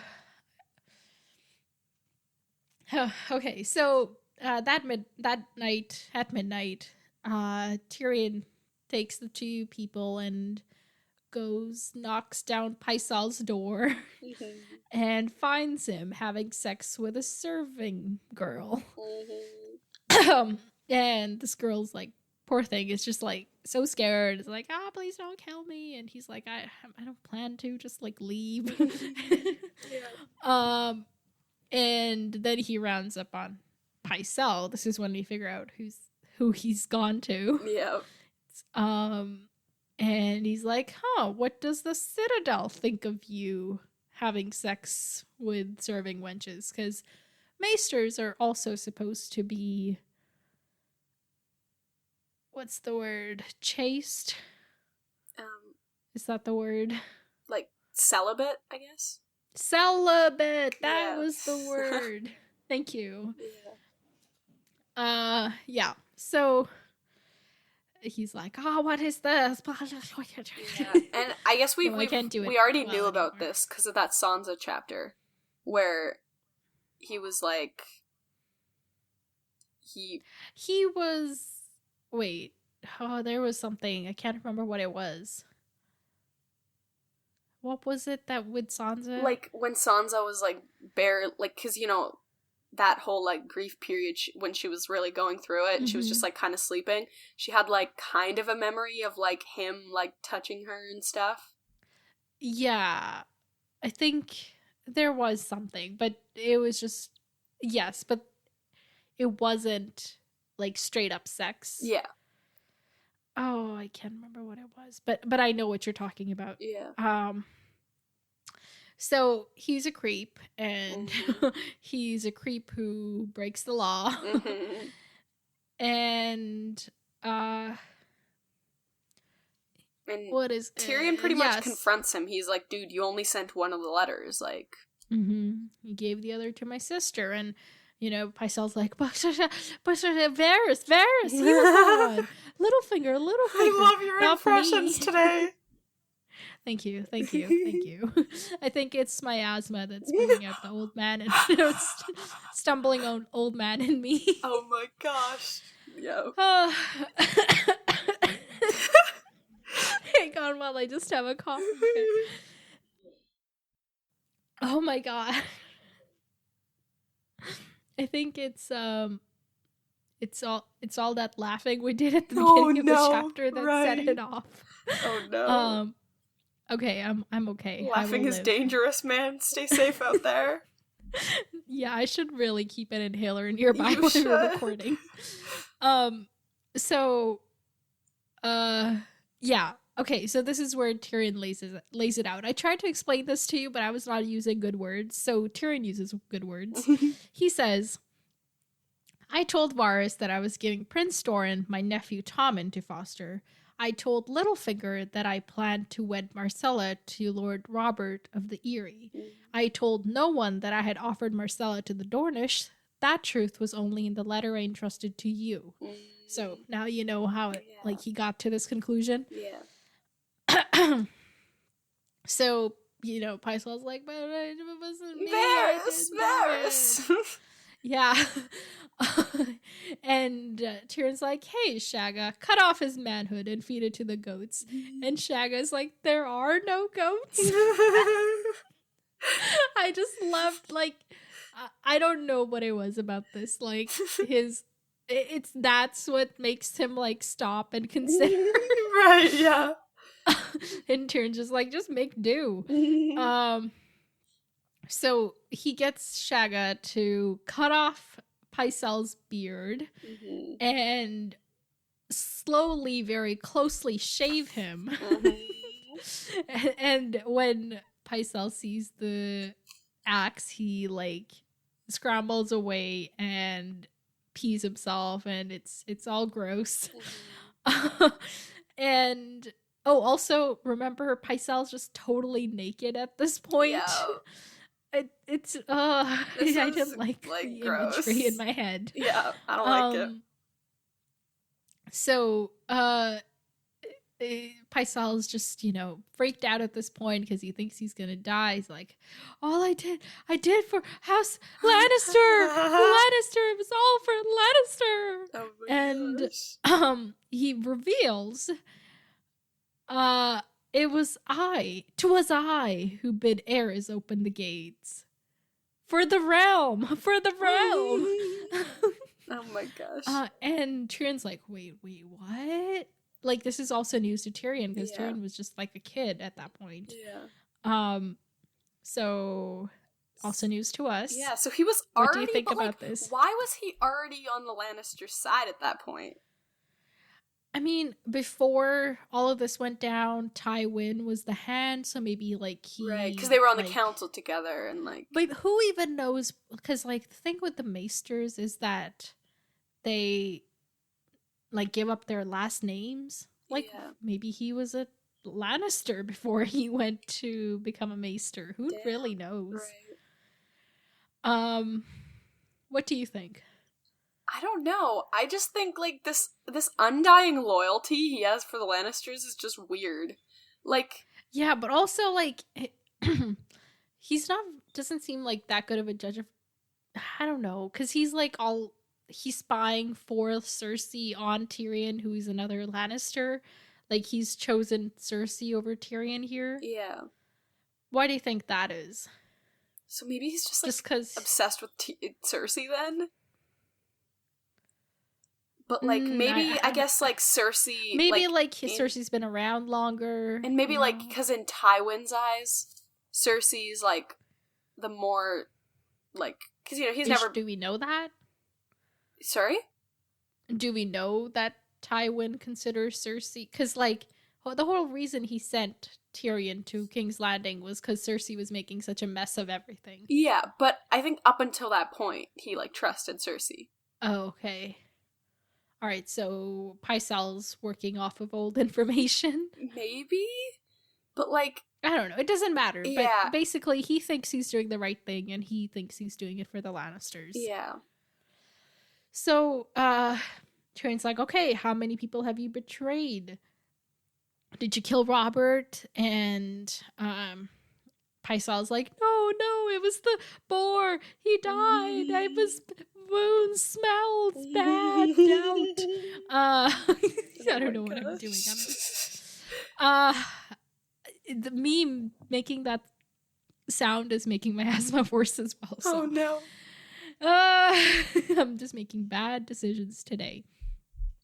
So basically Tyrion's like, yeah, okay, well, he was probably gonna die, but like if he weren't, I'm sure you would have killed him off anyway. Yeah. And then he's like, but no, he was such a bad king, and he was always drunk, and he was gonna set aside his own queen. Renly was plotting to marry him to Marjorie, who he's married to now.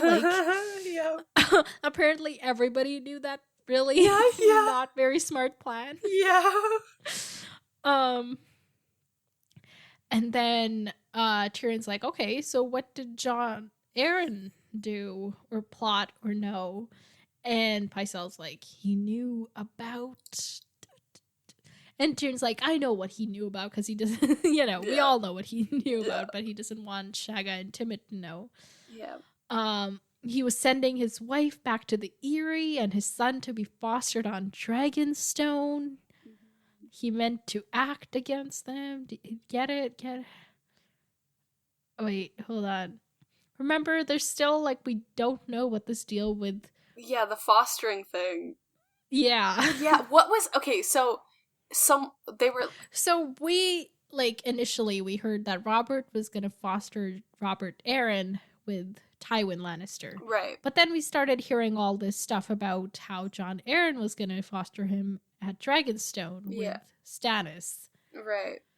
So... But, like, Yeah. Looks like Jon Arryn's plan was this, but after he died, Robert planned to send him to Lannisters. Yeah.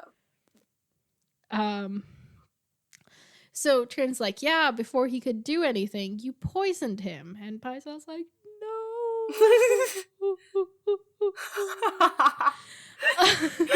Oh my gosh. And Tyrion's like, well, I saw the tears of Lys among your potions. I know you have that poison.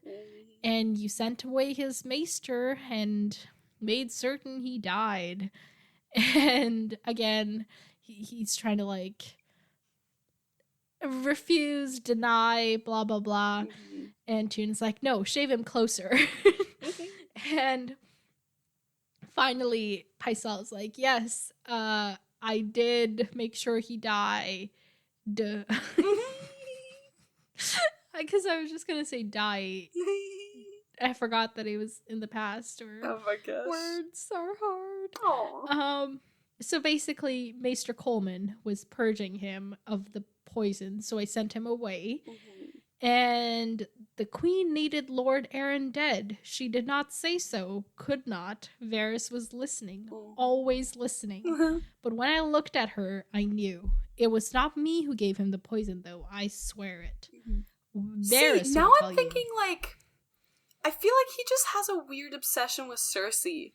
Because before, when he was doing he was like, oh my gosh, like, he was gonna set Cersei was aside. No one when he told Aerys to open the gates. Right, that's true. Like, that was a thing he did for Tywin. Right. I don't think he did that for Cersei. Right, because Cersei was, like, literally a child. Well, she was, like, 16. Okay. But yeah,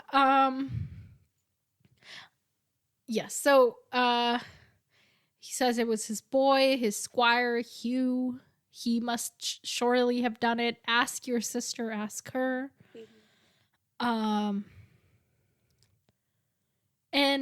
actually, what was it? Do I want to tell you something? Yes, I do. Because when Tyrion first got to King's Landing, he confronts Cersei about this, and she's like, I don't know why people keep accusing me of this. Like, Ned said the same thing. I didn't kill Jon Arryn. So Pycelle is positing that Cersei got Sir Hugh to kill Jon Arryn. But Cersei said, I didn't do it. Like, I don't know why, but like, what if Varys did it? I think you've had that theory before. Okay. Because I, like, you know, that conversation Varys and Illyrio have in, like, the tunnels, and it was like, if one hand can die, why not another? Yeah. So, it's possible. I feel like it is Varys. But Varys, also in that same conversation with Illyrio, they were talking about how they're not ready for, you know, war, but, like, Jon Arryn's death basically instigated all of this. Like, why would he do something if they weren't ready yet? That's true, but I think, like, I don't think he thought that it was gonna go this far. Like, right? Okay. Like, I don't think he counted on, like... He just needed to get, like, Ned in the mix somehow. Yeah, like, what do you mean? Because, like, Jon Arryn dying is what brought Ned to King's Landing. Right. I think maybe just because, like... Because, you know, Jon Arryn was going to tell Robert, obviously, and then that would have just, like, fucked everything up. So maybe that would have been an even faster cause for war than... Yes. Okay. All right. That kind of makes sense, actually. All right. So your best guess is that it was Varys. Yes. Although it was Varys who told Ned that it was Jon Arryn was killed using the Tears of Lys. Yeah, well, he probably wanted him to think it was Pycelle. Right, that makes sense too. Okay, all right, I got it. So that's the end of that conversation, basically. Yeah. Interrogation. Oh wait, remember when we were trying to think of, like, in this chapters? Yeah. People get interrogated in every one of these chapters. That's true. Asha interrogates Theon unknowingly. Tyrion interrogates Pycelle nakedly. I don't know. No, but then that makes it sound like Tyrion's the one who's naked. He's the one that's naked. Yeah. Okay. Well, anyway, random thought. Okay, Tyrion's like, okay, take him away. Throw him in the black cells. I was going to say back cells, but black cells. And we know those are terrible because we were there with Ned. Yeah. And Tyrion's like looking around. He, you know, grabs a few more jars from the shelves and he's like, oh, I'll need to get somebody to tend the birds until the Citadel sends a replacement. Wow, and we're gonna meet someone new. Yeah, so he's like, okay, Varys, yeah, he's thinking to himself that he had hoped to trust Pycelle, and he's like, Varys and Littlefinger are probably no more loyal, just more subtle. Yeah. and thus more dangerous. Yeah, because with Pycelle, like, he's not that he's, like, not... He's just less cunning and, like, less capable. So if he was to deal with. Yeah, if he was the trustable one, then it would just be a little bit easier. You'd have a little less to worry about. Yeah, and Tyrion considers whether he should do what his father would do, which is just... kill them all. Mount 3 heads above the gates and have done. Yay. Have done. And have done. Is that a sentence? That's what it says. It would be a pretty sight, though. As he thinks. Yeah. Not me. I'm not saying that. I don't want to see no heads. That's no pretty sight. Oh my gosh. Okay. Predictions. Yes. Oh my gosh, there's some... Okay, first off, How's Cersei gonna react to this? Cersei... Pycelle's like her man, you know? Yeah. Cersei's gonna be like, what the fuck? What are you doing? But then, she doesn't have any guards anymore. Yeah, I think that stuff, they might be able to pacify her. She's got Lancel, who's a knight. Yeah. But I think everything else, they might be able to just be like, oh, it's for Jaime. It's okay. It's for Jaime. She might be like, fine.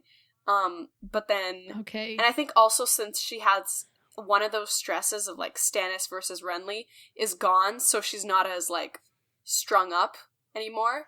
Right. So it might be a little bit easier to be like, hey, it's okay, we got it under control. Okay. Should Tyrion just kill the three of them and no mount their heads on the gate? No. Should he kill any of them? I mean, I feel like I don't want to condone, like, killing people, but I'm just saying, like, I feel like Pycelle being in the dungeon is gonna be a bad thing one day. Right? He's, like, created an enemy now. Yeah. Okay, yeah. That makes sense. Is Tyrion's plan to free Jaime gonna work? I don't think so. We haven't seen Jaime in over a book. Yeah. It's been a while. I don't think so. Like, I think they'll they'll catch him. They'll be caught. Yeah. Okay. And, like, it's not like they're gonna let the Lannisters near where Jaime's held, you know what I mean? Like, it's not like, oh, these 100 Lannisters are gonna hang out over here and then they can just slay. Like, I don't think so. And that's just, like, then they really have nothing, because that's literally the only thing that the Lannisters super care about, that the Starks have over them. They can't get rid of the one thing they have as leverage. Sorry, who can't get rid of the leverage? The Starks can't? Yeah. Like, so they're keeping Jaime under guard. Like, really good guard is all you're saying. Yeah. And I just mean, like, from a story perspective, that would be bad for the story, because then now you have, like, literally the one thing that's... you have been all about everything that's bad for the Starks. I don't know why you're changing your mind now. Like, this is, like, literally the one thing that the Lannisters don't have over them. Because now even Arya, like, eventually they're gonna figure out, like, you know, that Arya's Arya... she's literally like... Are they? Yeah, they are. I mean, at the end of this, the next chapter, she gets there and, like, she looks like a total peasant. Yeah. Like, she doesn't really look like a highborn lady. Yeah. I don't know, man. Okay. She's gonna get caught. Alright, well, we're not there yet. Oh my god, we're still not there yet? Holy crap. It's okay. Arya's chapter is, like, half the length of all of these. Yes. Okay, still. So Tyrion thinks that Stannis and Renly won't reach an accord because they're just not like that. Yeah. Do you agree? Do you disagree? What do you think? I think because of... What's her name? The lady? His wife? No, the lady. Red lady. Oh, Melisandre. Yes, Melisandre. Thank you. I think because... Sorry, I thought you were saying Marjorie. Oh, no. I think because of Melisandre, it'll be like, she'll be like, yo, dude, trust. We should, come to an alliance. Oh, Melisandre's gonna get them to make an alliance? I think so. Okay. I hope so, because otherwise they're all screwed, and the Lannisters are winning this war. I mean... Okay, I guess. Like, they need to stop fighting, and they need to just, like... But one of them is gonna have to be like, okay, the other person can be king. Well, they're not gonna do that. So... They might just it might be like, we'll work together until one of us gets a chance to betray the other type thing. You know what I mean? Okay. I honestly don't know if either of them would agree to that. Yeah. Because Stannis is like, I'm Stannis. And Renly's like, you're Stannis. I've got all these people, you know? Yeah. Are they just gonna fight to the death? Man, they need to... I don't know. Okay. No, they're gonna come to an alliance. It's fine. It'll work. Alright. So... Okay. Alright. It'll work. Or maybe not even alliance. They'll just be like, okay, let's deal with the Lannisters first, and then we'll fight about this. Okay, that makes sense. All right. Just because, people in this world always do what makes sense. Totally not. Will Ned's bones, which Tyrion is sending back to River Run, get back there safely? Not back there, but get there safely? I think so, but they'll probably never make it to Winterfell, so it's pointless anyway. Okay. Will the Wall get some good recruits out of this Alistair Thorne mission thing? Yeah.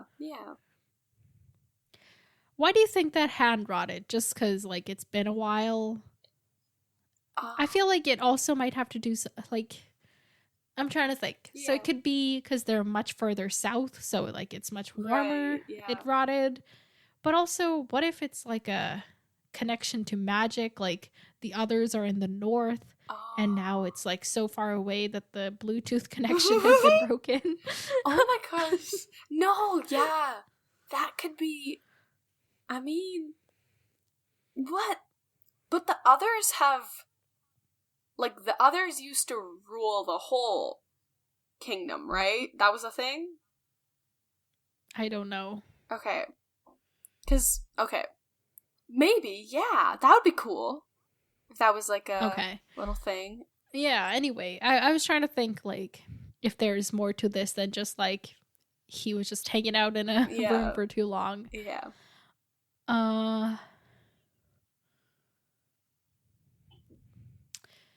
Will Marcella wed Trystane Martell? I mean, I think the thing was, it's down the road, in a few years when they're both a bit older, they can get married, but, will that whole thing work out? I think so, yeah. That could be, yeah. Okay.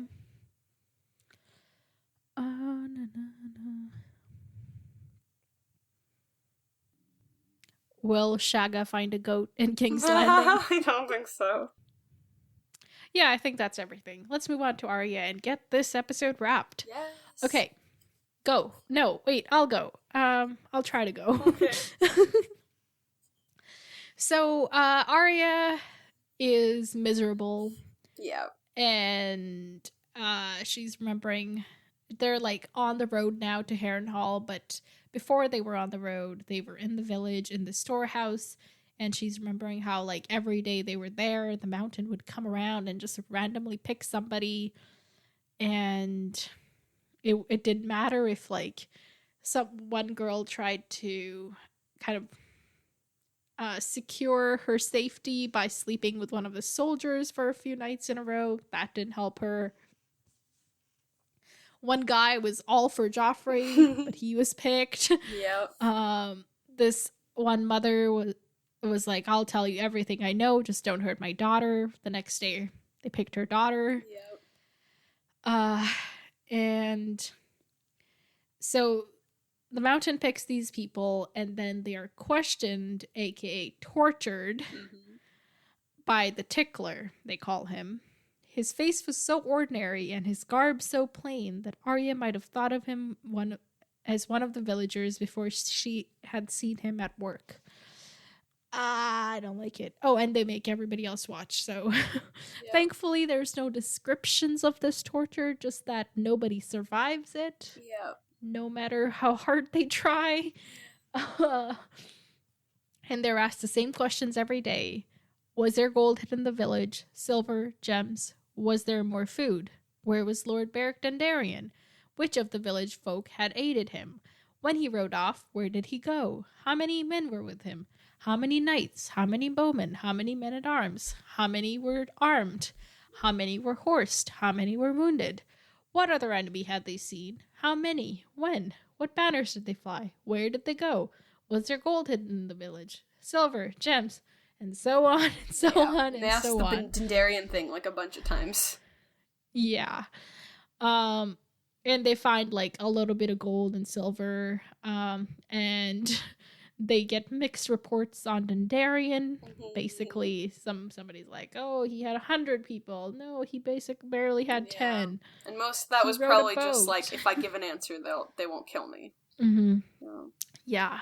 that's the thing about torture. It doesn't work. Yeah. People are just going to say whatever to try and make it end. Yeah. Sorry, I'm remembering all these, like, so I'm studying human rights. Like, human rights is my degree that I'm studying, right? And we have a lot of conversations, and one of the conversations I remember having is like, you know, like would you torture somebody to save like 1 million other people? Like, like a variation on the trolley problem almost. Yeah. And obviously I don't know, because you never know until you're in a situation how you're going to actually react to it. Yeah. But I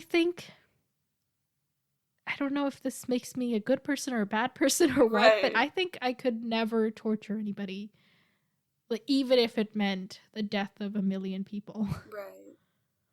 I just think it's like a higher wrong, a worse wrong than killing somebody, you know? Right.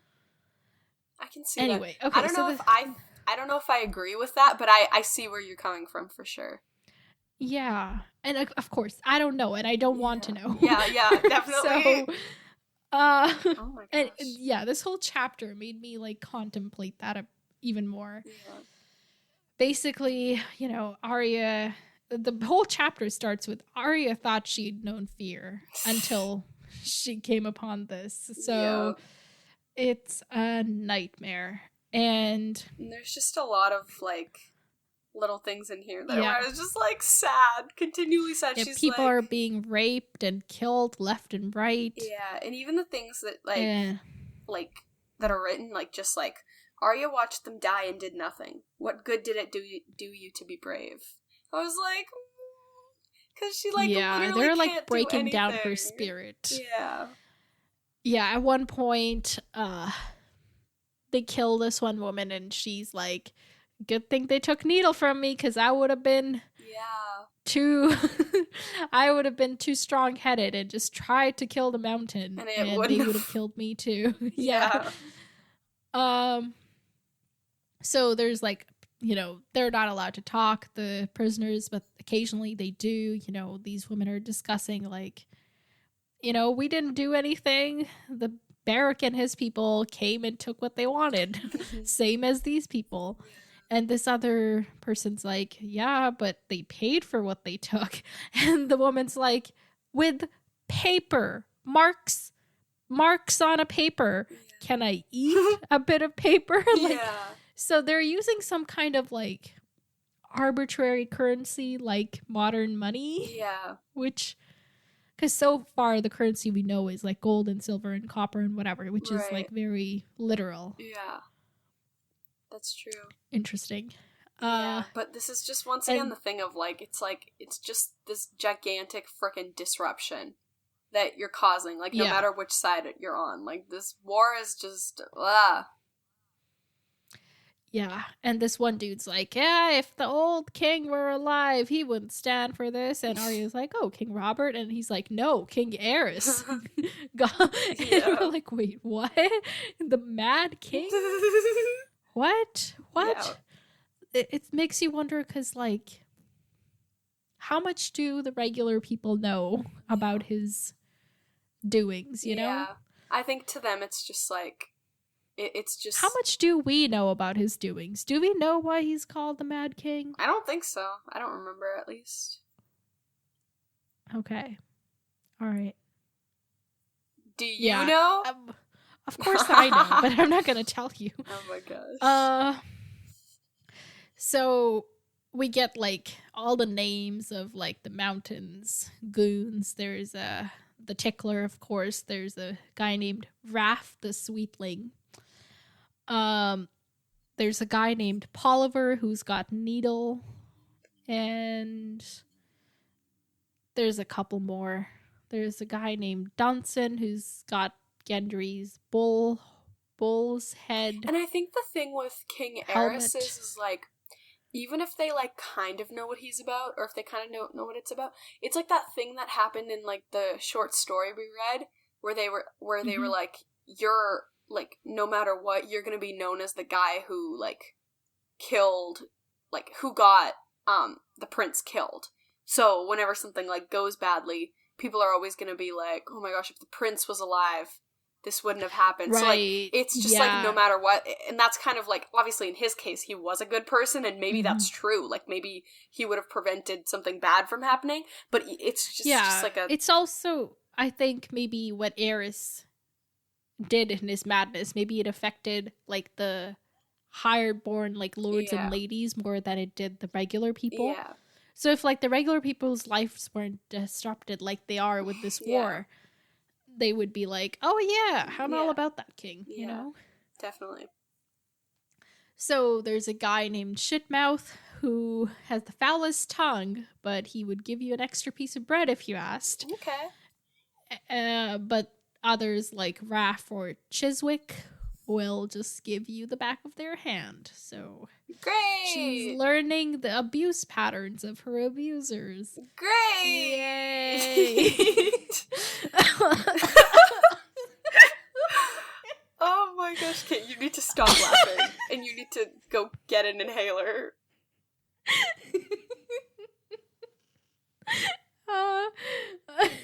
I can't laugh with you because then it's going to make it worse for you. I know. I'm laughing at myself because I was laughing and then it just so suddenly went into just like a cough. Oh okay, I'm fine. We're almost done. Yes. Oh, and Raff the Sweetling's the one who killed Lami, so that is a thing. Great! So Arya's, she knows all their names now, and she recites them every night, along with the Hound, Sir Amory, Sir Ilyn, Sir Meryn, Joffrey, Cersei, all the people that have wronged her. Yeah. And it's become this kind of prayer of hers. Yeah. What do you think about this? I think, man, when you've gone through as much as she has, that's just what you do. It's like she just needs this thing to, like, fixate on, and that's what it is.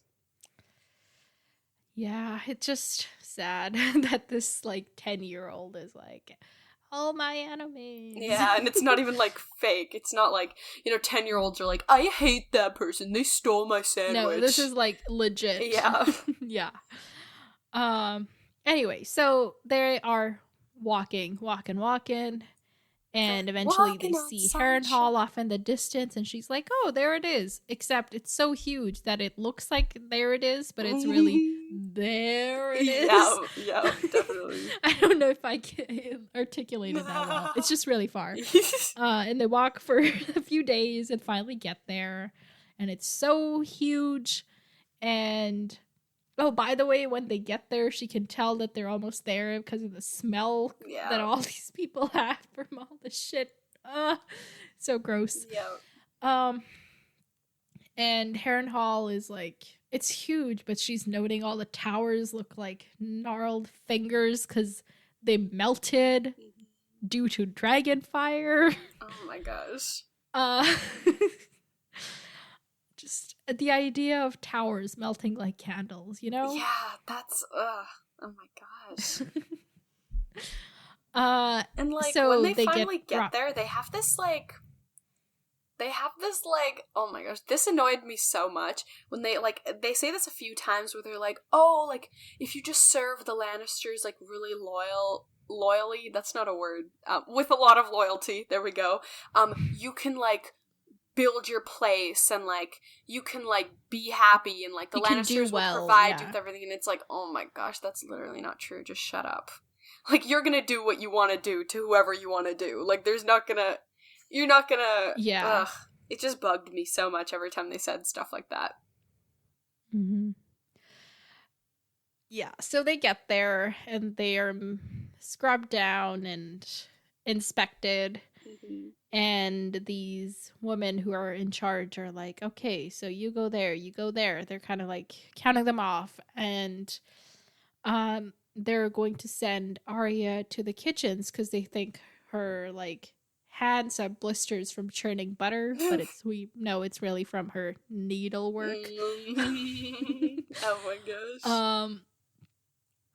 And Arya's like, no, I want the stables. And they're like, you need to learn to keep your mouth shut. You would have been so happy in the kitchens, but now I am going to send you to Wheeze. Yeah. Wheeze. Wheeze. You good? Also a wheeze. Oh my God. And he's like in charge of the Wailing Tower. Mm-hmm. And he's just this. He's like, you do your work. I can smell defiance. And when I sniff you, all I want to smell is fear. And Arya's like, oh, great. I got plenty of that nowadays. Oh my gosh. So that's the end of that. Sad. The first question that I want to ask, will all the Mountain and all his people get their comeuppance? I hope so, man. Wouldn't it be great if Arya brought that comeuppance? That would be iconic, but I think that's a little too unlikely. I think that's a little too optimistic out here. This is not. I think the only thing this is going to bring Arya is trauma. I don't know if this is going to bring her any form of resolution. So she's not going to thrive in this Harrenhal environment? Maybe. I mean, I don't know what she has to do at the Wailing Tower, so... I mean, Harrenhal's where Tywin's at. Yeah. Maybe we can get some, like, interesting information about that. Maybe, but I don't think she's going to be anywhere near that. Like, she might hear, like, whispers and, like, people talking about, like, oh yeah, like, you know all this extra food we have to make for, like, the ration tomorrow? I know that sentence made no sense. But, like, you know what I mean? Like, random stuff like that. She might hear snippets, but I don't think she's gonna really... learn anything important. Yeah. Okay. How long is she gonna be here? Man, until they decide to leave Harrenhal, which is... Until they who? Until... Well, I guess they're not just gonna... Everybody isn't just gonna leave with Tywin's army. They're still gonna have people there. Not necessarily. Yeah, I think... But I think Arya's gonna... I think if somebody leaves, Arya's gonna go with them, even if she's not supposed to. Okay. Like, I think just until somebody goes somewhere. That's very vague. But, like, let's say, like, Tywin marches or something. Okay. How about in terms of book? This book, next book, no book? This book. Okay. By the end of this book. Then. Yeah. All right. That's only several more chapters. Oh my gosh. I'm so sorry, but it's gonna get so worse. So really? much worse. I can't. I haven't. But also, it's gonna. There's like bright spots. Like, it's not all bad. It's mostly all bad, but there's just enough good to make you keep reading it. Yes. Yeah. Exactly. But these are tough chapters that Arya has. Yeah. Okay. Was there any other question? I don't think so. Wait, no. Okay, wait, no, there is. Is anybody gonna find out who Arya is, who Gendry is? I think so. I think Gendry is safe for a little bit. Okay. But I think Arya for sure. I mean, I think, yeah, they're gonna find out, and then they're gonna be like, oh great, we do have Arya. Okay. So everything we've been lying, that's all I want to know. Lying about saying we have Arya is working, because we do have Arya. They're eventually gonna have her. Yeah. Hi folks, you don't know this, but we are back after having ended the recording because we totally forgot to do next chapters because I was having an asthma attack. So here we are. We're going to read 3 chapters next time. Chapters 27, 28, and 29. Any guesses or hopes? Sansa, Jon, and Catelyn. None of them. Wow. So chapter 27 is Daenerys. Ooh, okay. So she'd met up with all those people from Karth who were like, hey, we come seeking dragons. What do you think is going to happen? I think we'll find out if they're, willing to not actually get the dragons, because they're not getting the dragons. So I think we'll see what the conflict is with that. Maybe they were there just like, hey, we want to see dragons. I don't buy it. I think there's gonna be a conflict about that, and they'll probably be like, they'll probably like go to Karth or whatever, and then like they'll meet everybody there, and we'll find out about like the establishment and community they have there. Okay, that's cool. All right, chapter 28 is Bran. Bran the man. The Raven Man. Yeah. Yeah. So, I mean, I think it's too soon for, like, the people at Pike. Well, no, I guess they were going to attack right away. So, the Pike attack might be happening. We might be finding out about that. We might get a dream in there. The Ironborn are going to attack the north. Yes. All right. You said we might get a dream about it? Yeah. Like, okay. He might find out, he might, like, know in advance, like, maybe his dreams are predictive. Could become predictive, just because, like, you know how they were getting stronger last time? Like, he was just, like, living them, so maybe another strength could be, like, he might be able to sense something that's about to happen. That would be cool. Okay. Or maybe, even if he's not sensing it, maybe he can, like, see it, like, maybe, like, he just sees them about to attack. As they're actually about to attack. Okay. So it's not predictive. It's like what's happening in the moment. Yeah. All right. Chapter 29 is Tyrion. Ooh, okay. Maybe we finally find out what's up with Homie's chains. We'll probably... I forgot to ask you about that in the main chapter. So you still don't really know, but you think it's gonna be... I think your last prediction was that he'll pour wildfire on it and use the chain as a way to conduct the wildfire. I think. Okay. And that's where you're still at? Yeah. Okay, and you think we'll find out about that in the next chapter? Yeah. And I think we'll get Cersei's reaction. We'll get... To Pycelle being caught? Yes. Okay. Yes. And the whole ordeal. Yeah. Maybe, yeah. That. Okay. Yeah, that's fair. That's everything. I will read one email. Ooh! We got some emails from Brian, but they're full of spoilers, so I can't tell you. Can you just tell me the non-spoiler parts? Let me see if there's any. So basically, Brian guessed one of my favorite characters. And I was like, yep, that's correct. And here's the other one. And then he shared... Oh, wait. Brian shared their favorite characters. And I was like, oh, tell me more about that. And all of that is spoilers, so... Do I know your favorite characters? Like, are they in the book? Yes. I think one of your favorites is... I guess I can tell you his favorite... I'm sorry, Brian. I keep assuming your pronouns. I can tell you Brian's favorite characters' names. They are Podrick. Oh! Like Tyrion Squire. Oh!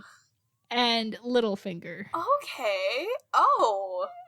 Because Brian loves a good villain. Damn. And Littlefinger's just so slimy and interesting. Okay. And that's kind of like... Damn. Yeah. Okay. Anyway. Nice. Cool. The email that I think I can read you is Motz's email.